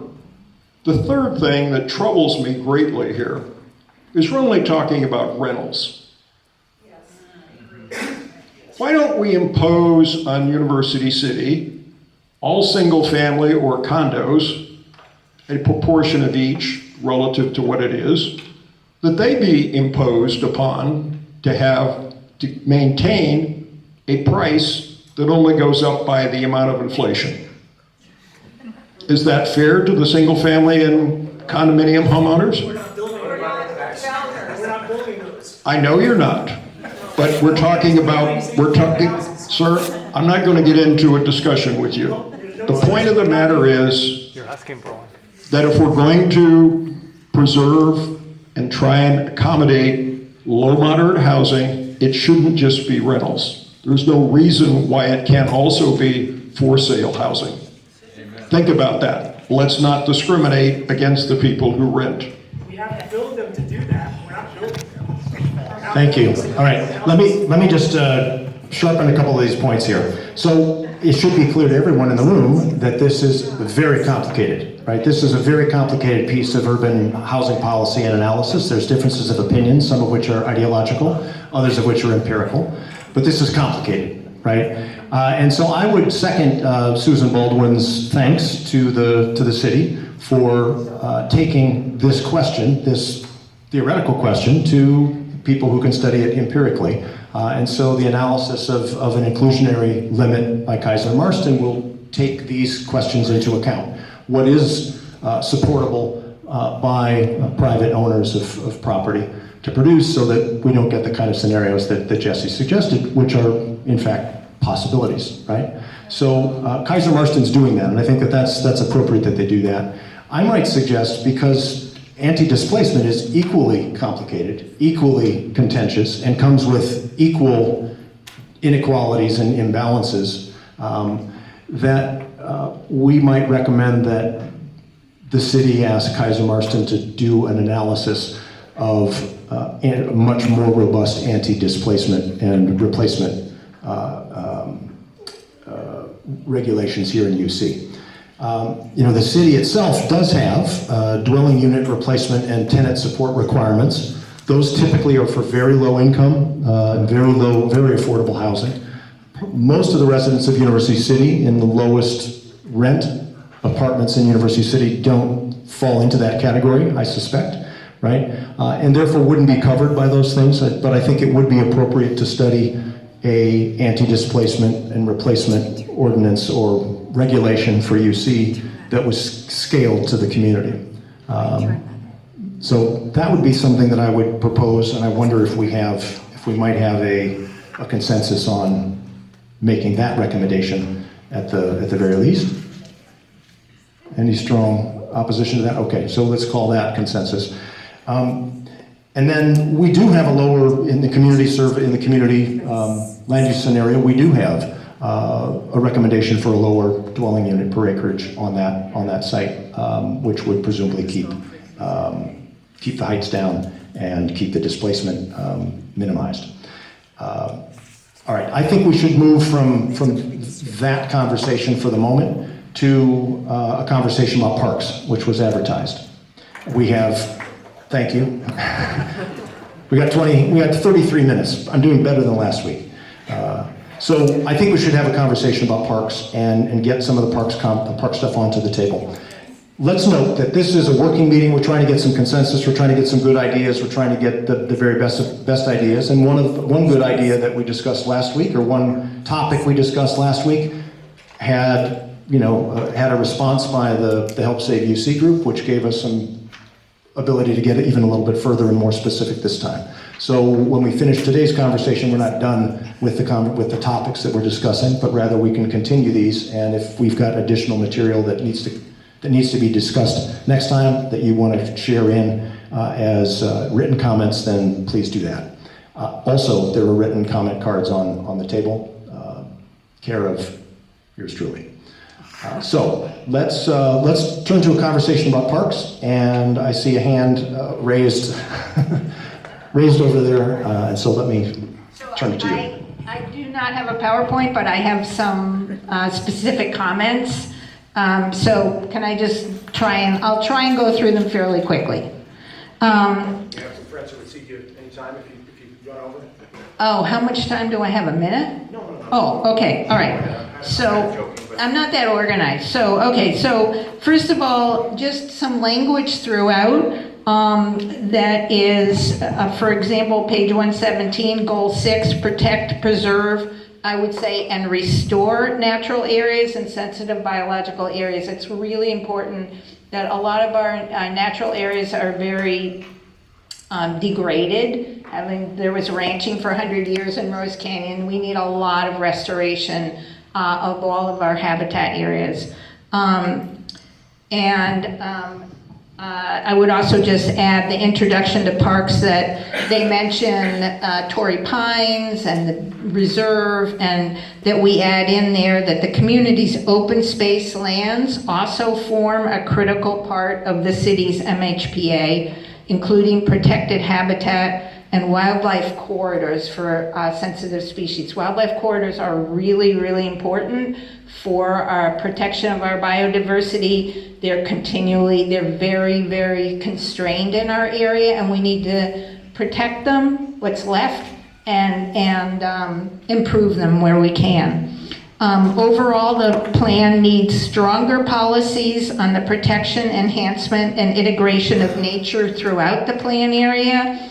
More emphasis on habitat, biodiversity, native landscaping, and wildlife, not just in the MHPA areas, but also in the community parks, in developed areas, urban design, the street trees, the urban forestry, all of those things which don't currently have. I would say Alexandria has stood out in the last 5 years in our community plan and taking these on, but they are not reflected in the plan language right now, and there are not, a lot of other developers have not embraced that.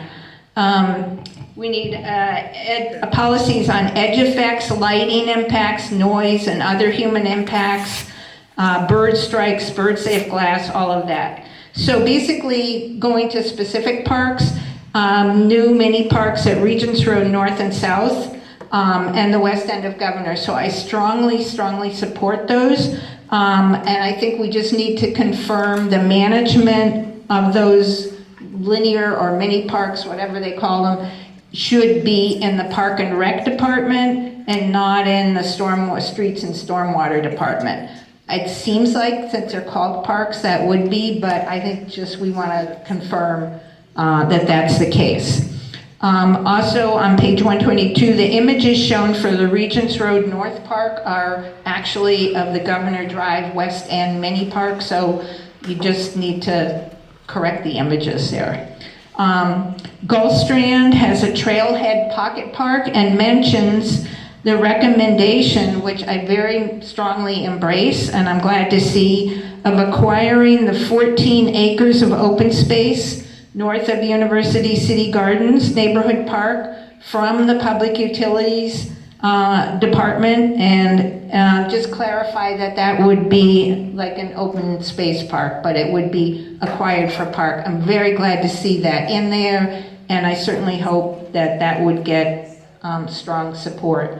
I would delete all the suggested recommendations. They have a standard set of recommendations for every single park, which is the thing you get points for in the parks plan. So it's public art, I don't know, some other park horse, something like that. And I think for every single park, it's really important that they replace it with language that for each park, the community, work with the community to determine the items and desired and needed for that park. There's no standard list, like we don't need public art as a high priority in every single little park. We also need to include all of the unfunded park improvements that have already been requested. Some of them go back to 2006 or something, that have never been built by the city. So it's important that when you get to improving the park, that you meet with the community and find out what's wanted and needed at that specific park. And finally, and also the recommendation for the Torrey Pine City Park, that is wrongly done under, they put the standard list, public art and whatever, nature playground, but there actually was a lawsuit against the city. They spent years coming up with a neighborhood development plan for that park. It's correctly stated, and I'll send this to the city, in the plan, but not in the parks section. So there was a requirement that they come up with a general development plan. They hired planners and designers and whatever, and met for 2 years with a public committee and came up with a specific general development plan for the Torrey Pine City Park. So that's the one that should be in there. Also, so a few other, Mandel Weiss, Eastgate Neighborhood Park. I am confused about that park. Maybe George will know more, but that you should work with the JCC and the community to determine the needs and the priorities for that. The city lists they should build an amphitheater there. JCC website says already is an amphitheater there. And we need to find out what is open to the public there, what is public, what is not open to the public. It's very confusing to me what the status of that park is, and if it is open to the public, then it should get points, and it should have the same thing, we work with the community to develop it.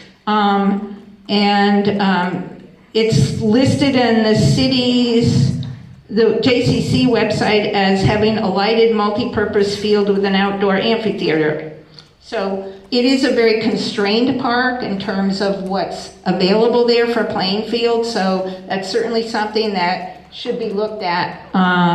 The Montrose Park, which is that slice of land that Bill and Eleanor know, around Westfield. So, and my memory is when Westfield got their approval for the expansion in 2008, they did not meet the parks requirement. So in order to get approved for the new residential building, the Palisade, they agreed to maintain that as a public park and to add some facilities to it.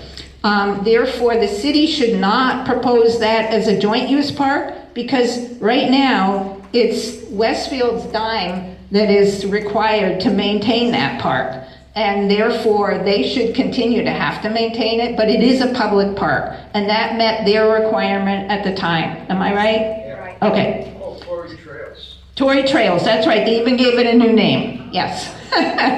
Right, so that is Westfield's responsibility. Don't hand it over to the city. They don't need to do it.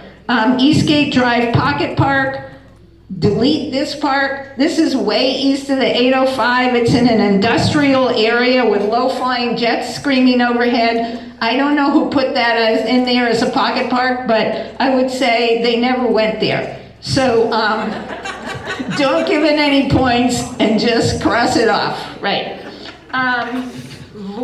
You know, it might have been because somebody had a map in there. They had that MCS Miramar map as the San Diego National Wildlife Refuge. I'm not sure if you're aware of that, but a bunch of the maps have it. Oh, okay, so that might have been why somebody recommended a pocket park there. Voight Lane Overlook. This is, I would delete this. This is on UCSD campus, and it seems like in other language they're not counting the facilities. They're not counting UCSD population for parks, and they're not counting UCSD facilities as open to the public. So this one is on UCSD campus, so should probably just be deleted.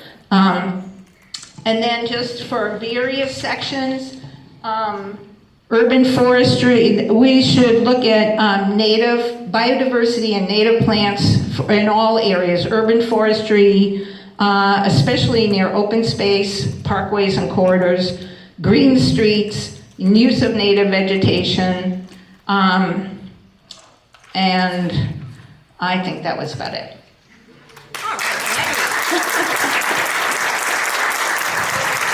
Thank you. Are there other thoughts, comments? Yes, please, Peter.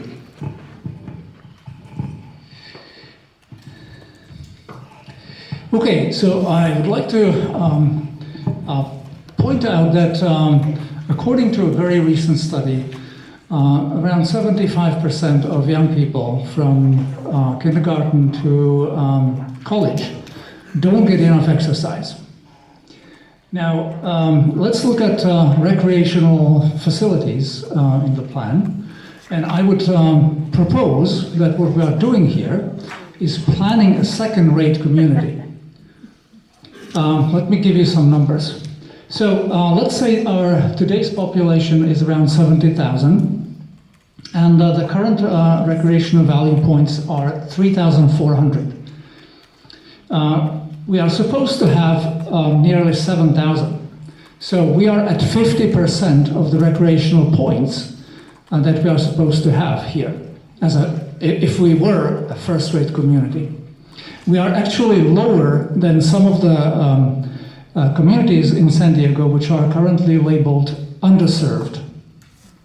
So that's today's status. Now let's see where we are going. According to the staff projections, or staff recommendations, we should have 144,000 people in 2050, which means we should have 14,400 points. Now, right now, we are at 1/4 of that. So let's see what the staff recommends. Well, they say it's going to be okay because there are additional planned points to raise this to 9,400. So not 14,400, 9,400. So that's about 60% of what we should have. In other words, this number of planned points would support a population of 95,000, not 144,000. Okay, now let's see how realistic that number of 9,400 points actually is. If you look at the table in the draft, It actually says that most of that increase, around 3,200 points, is due to recreational facilities that are supposed to be built by those people who put the density on the ground. In other words, the people who build the houses, the commercial facilities, are supposed to put in recreational facilities, recreation rooms, parks, and such. The estimate is that about 50% of the developers will actually do this. 50%, not more. Okay? So this is supposed to happen. Now, I don't know if you've seen Shrek, how he sits on the loo and reads the story about the princess and the dragon's keep and then wipes his ass with the paper. I think we can do that with this proposal. This is not going to happen. There are other made-up stories in this plan.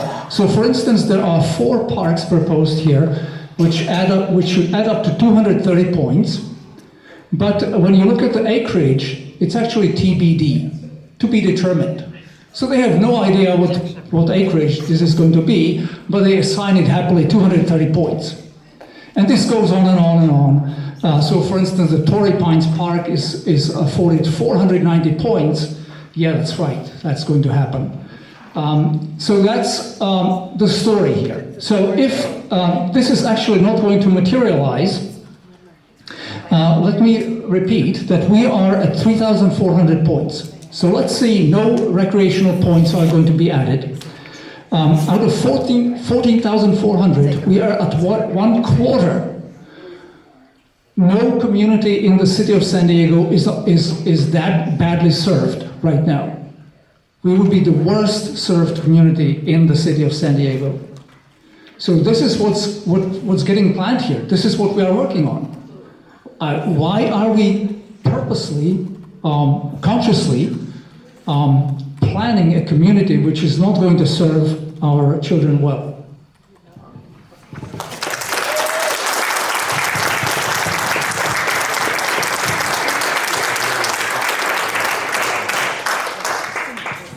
Okay, Roger. Quick comment following up on Peter. I'm a psychologist and I can tell you that mental health and physical health profile of our young people is a matter of great concern. Many people in the field think of it as a crisis with high levels of depression, suicide, school avoidance, addiction, and all the rest. You might know of the term nature deficit disorder and the work of Richard Love. If you don't, and you're concerned with children and grandchildren, please read it.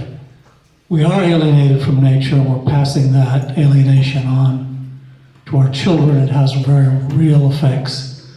We need to take the younger generation and our relationship to nature in hand and direct the plan towards a nature-friendly environment that connects people up with the very source of everything that's needed. Everything comes from Mother Earth. If we're aligned with Mother Earth, we'll be a lot healthier and happier. We need that in our plan. Any other thoughts? Let me take 2 from the audience. 1, 2. I'd like to have Nancy kind of give comments on what we've said. She listens during the meetings, but she doesn't comment. We're the audience for comments. When will we hear from her? The city is going to take our comments, our feedback, and they're going to work on additional plans. But this is the group that's making. Any parts on it?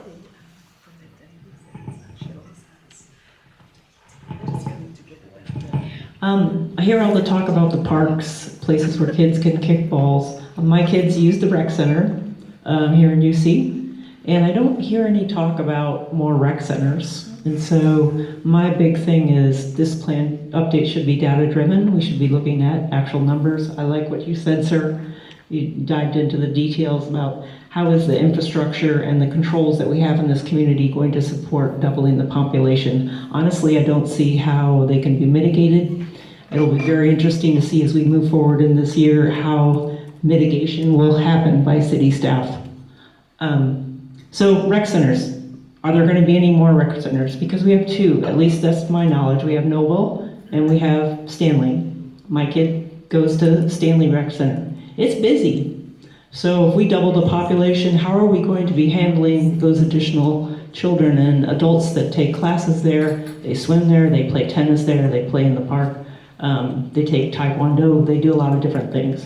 So I really haven't heard the committee talk about the rec center issue. I've heard parks, but not rec center. Thank you.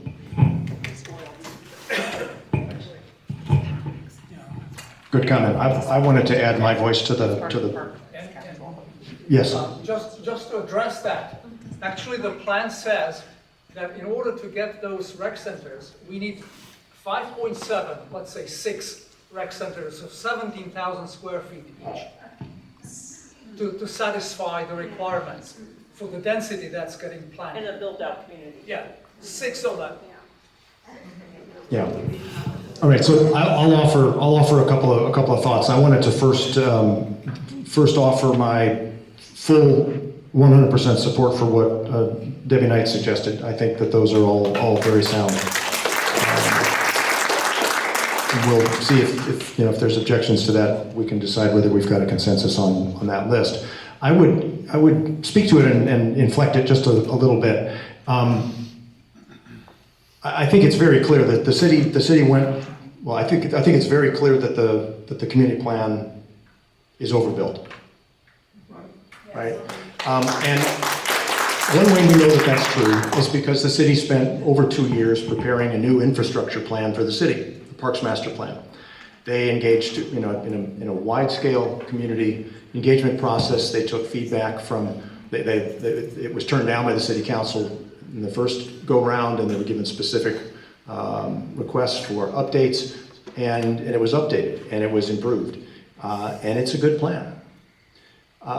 And it tells us how much park should be provided for how much development. And what the community plan update process is telling us is that the community plan updates can't meet the Parks Master Plan. That we're proposing densities that the city council, the mayor, planning commission are asking us for densities that are higher than the city's own most recent infrastructure analysis is telling it that it can support. Which is why I think we had a consensus and proposed a somewhat lower density, still high density, but a lower density of 143 per acre as a maximum across the plan. And that was one of the reasons that we offered that. And this is about balance, after all. There's, you go too far this direction, the balloon gets squeezed out in the other direction. And this is one of those areas, it seems to me. But leaving that off the table for the moment, that's kind of where I come from with the parks. I think we have to score these very accurately, right? I think the first thing that I would recommend, in addition to what Debbie had to say, is that I think it would be critical. It is critical that the scoring is accurate and robust, and that we have an opportunity as a community to vet it, to look at it, and to offer suggestions as to where park potential is in the plan and where park points might be possible. And one way that would help us do that is if the scoring sheets that have been used so far to produce the analysis would be made publicly available. That would allow us to see whether we've got the right numbers and to check that work. It should be publicly available, but if we can do that, and I hope that the committee would make that recommendation. And then there's many things that I think that have been done well with the parks proposal for UC, and I think we've kind of straightened out some of the issues that it had earlier on. UCSD population and rec facilities are out and not conflated, one on the one side of the equation and one on the other, and that makes good sense. But I had a couple of other suggestions to add. One is an addition.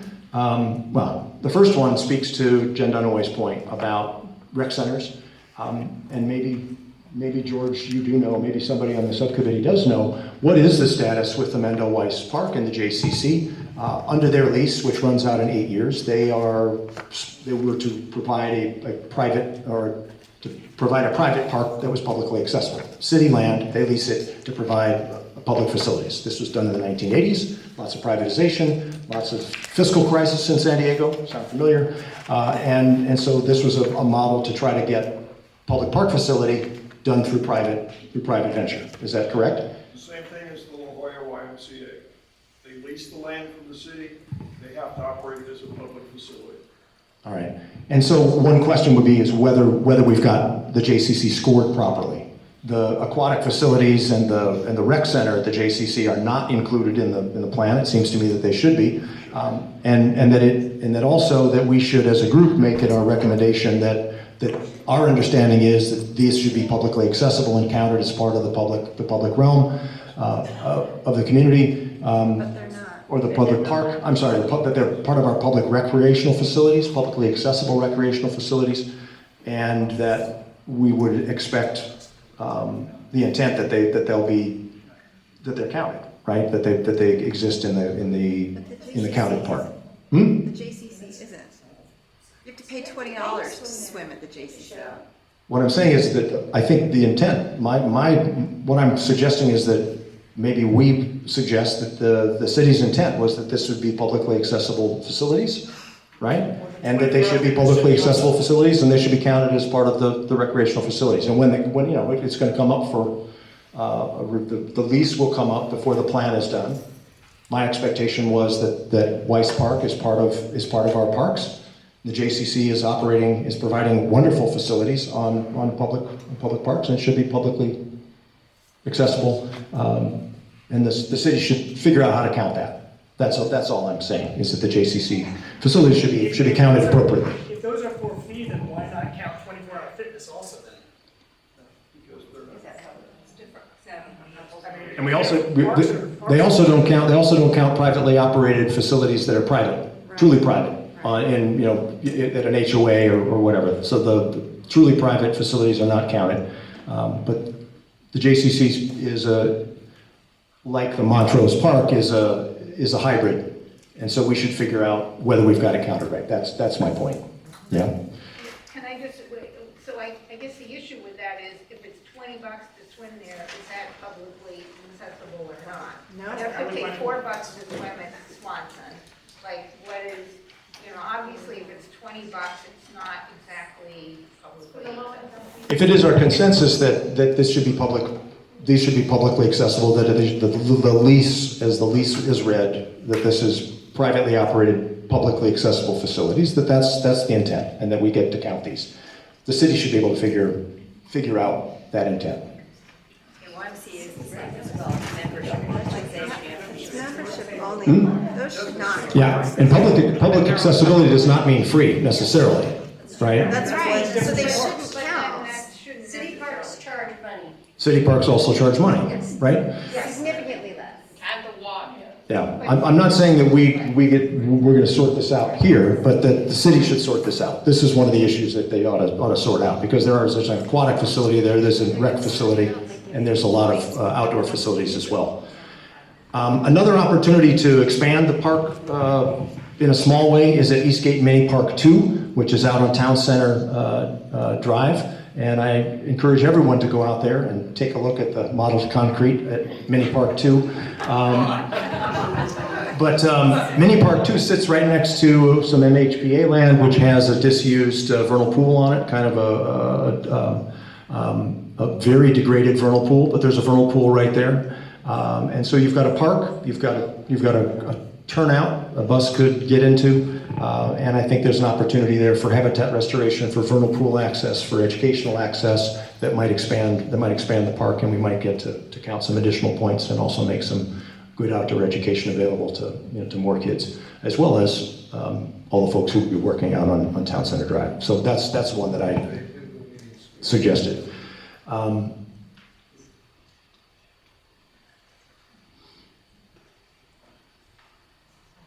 I'll leave that there. Debbie and I got a lot of the things that are on my list. But also on my list, I would also support that we should have native landscaping in a range of different areas of the community, and that should include in our urban forestry.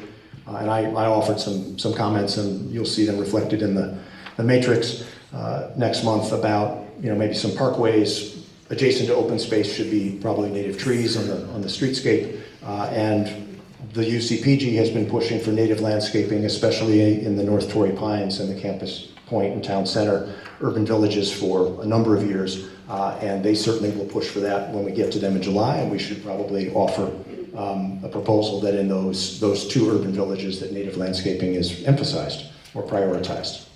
Okay. Other comments? I saw Isabel's had her hand up consistently, and I've ignored you, sorry. Thank you. Yes, I'm Isabel Kay, and I do serve on the UCPG. But I work professionally on preserving areas of natural habitat for educational resources, and they are completely as part of the University of California's statewide natural reserve system, and they are really, really under pressure, and we definitely need areas where people can go and appreciate the natural landscape and learn from it, that are more than just the tiny pockets that I'm responsible for. And if we look at climate change, we really need to think about the fact that we're not, even though we had a good water year this year, we really want plants to be able to survive without having augmented irrigation, right? So that's another good reason for native plants. Not to mention, all the mowing and blowing that we don't need. But I also, and so the point I was going to make though is that I live near enough to use Via La Jolla Park, and the great thing about that park, it has very few amenities. Unfortunately, it doesn't have public bathrooms, and I do think that every public park should have public restrooms. But it has a large green space, and people come and use it for what they need it for. I mean, it's lawns that are maintained by the city, which is really great, but people do all sorts of things there and I really feel that structuring, specific uses doesn't necessarily give future users the biggest bang for our buck. So to leave flexibility for people to be creative about what they use the park for, I think is really important. And one thing that I really think would be wonderful to have is common garden space. I mean, even in a dense area like Pacific Beach, they have a common garden. And you think about the, areas of San Diego where they've managed to create common gardens. I think the great educational resources, but also the ability to grow food is such an empowering and, mentally rewarding effort. So maybe if we could put that in there somewhere. Thank you. All right, I see that the clock is running up onto 8 o'clock, and I've got a hard deadline, as do we, with the city, or the San Diego Unified School District.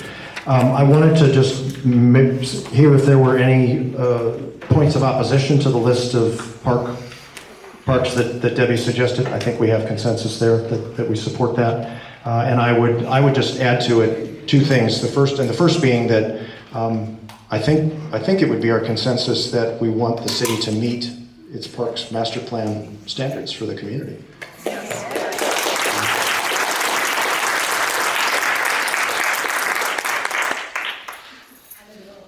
And in terms of common garden space, I would support that. The linear park, maybe on Regents on the north side, across from Doyle, is a good opportunity for that. And preserve open green areas. I think that's really important, and Mandel Weiss is a good example of that. If we put too many things on that park, the one open green space where people do all sorts of things, whatever comes to their mind to do, in addition to lots of organized sports, then people drive or come after work and play soccer there and play all kinds of other things. If you put amphitheaters and all kinds of concrete there, you're not going to play soccer and you're not going to have a park. So I think we should probably also emphasize the need for that kind of open green space. I think that this committee ought to propose a minimum size for a piece of park to count in the points system, because they could cobble together a whole bunch of postage stamp pocket parks and come up with, something they think will satisfy the parks requirement, and I don't think those things serve any purpose at all, and I'd like to see us set some minimum standard for any piece of land that is going to be considered part of those points. All right, maybe we take a look at the Parks Master Plan in time, and maybe we'll add that to our list next time. All right, thank you very much. This has been a very productive meeting, a civil one and a respectful one, and we're going to come back and do it again at the Nobel Rec Center a month from now. Thank you.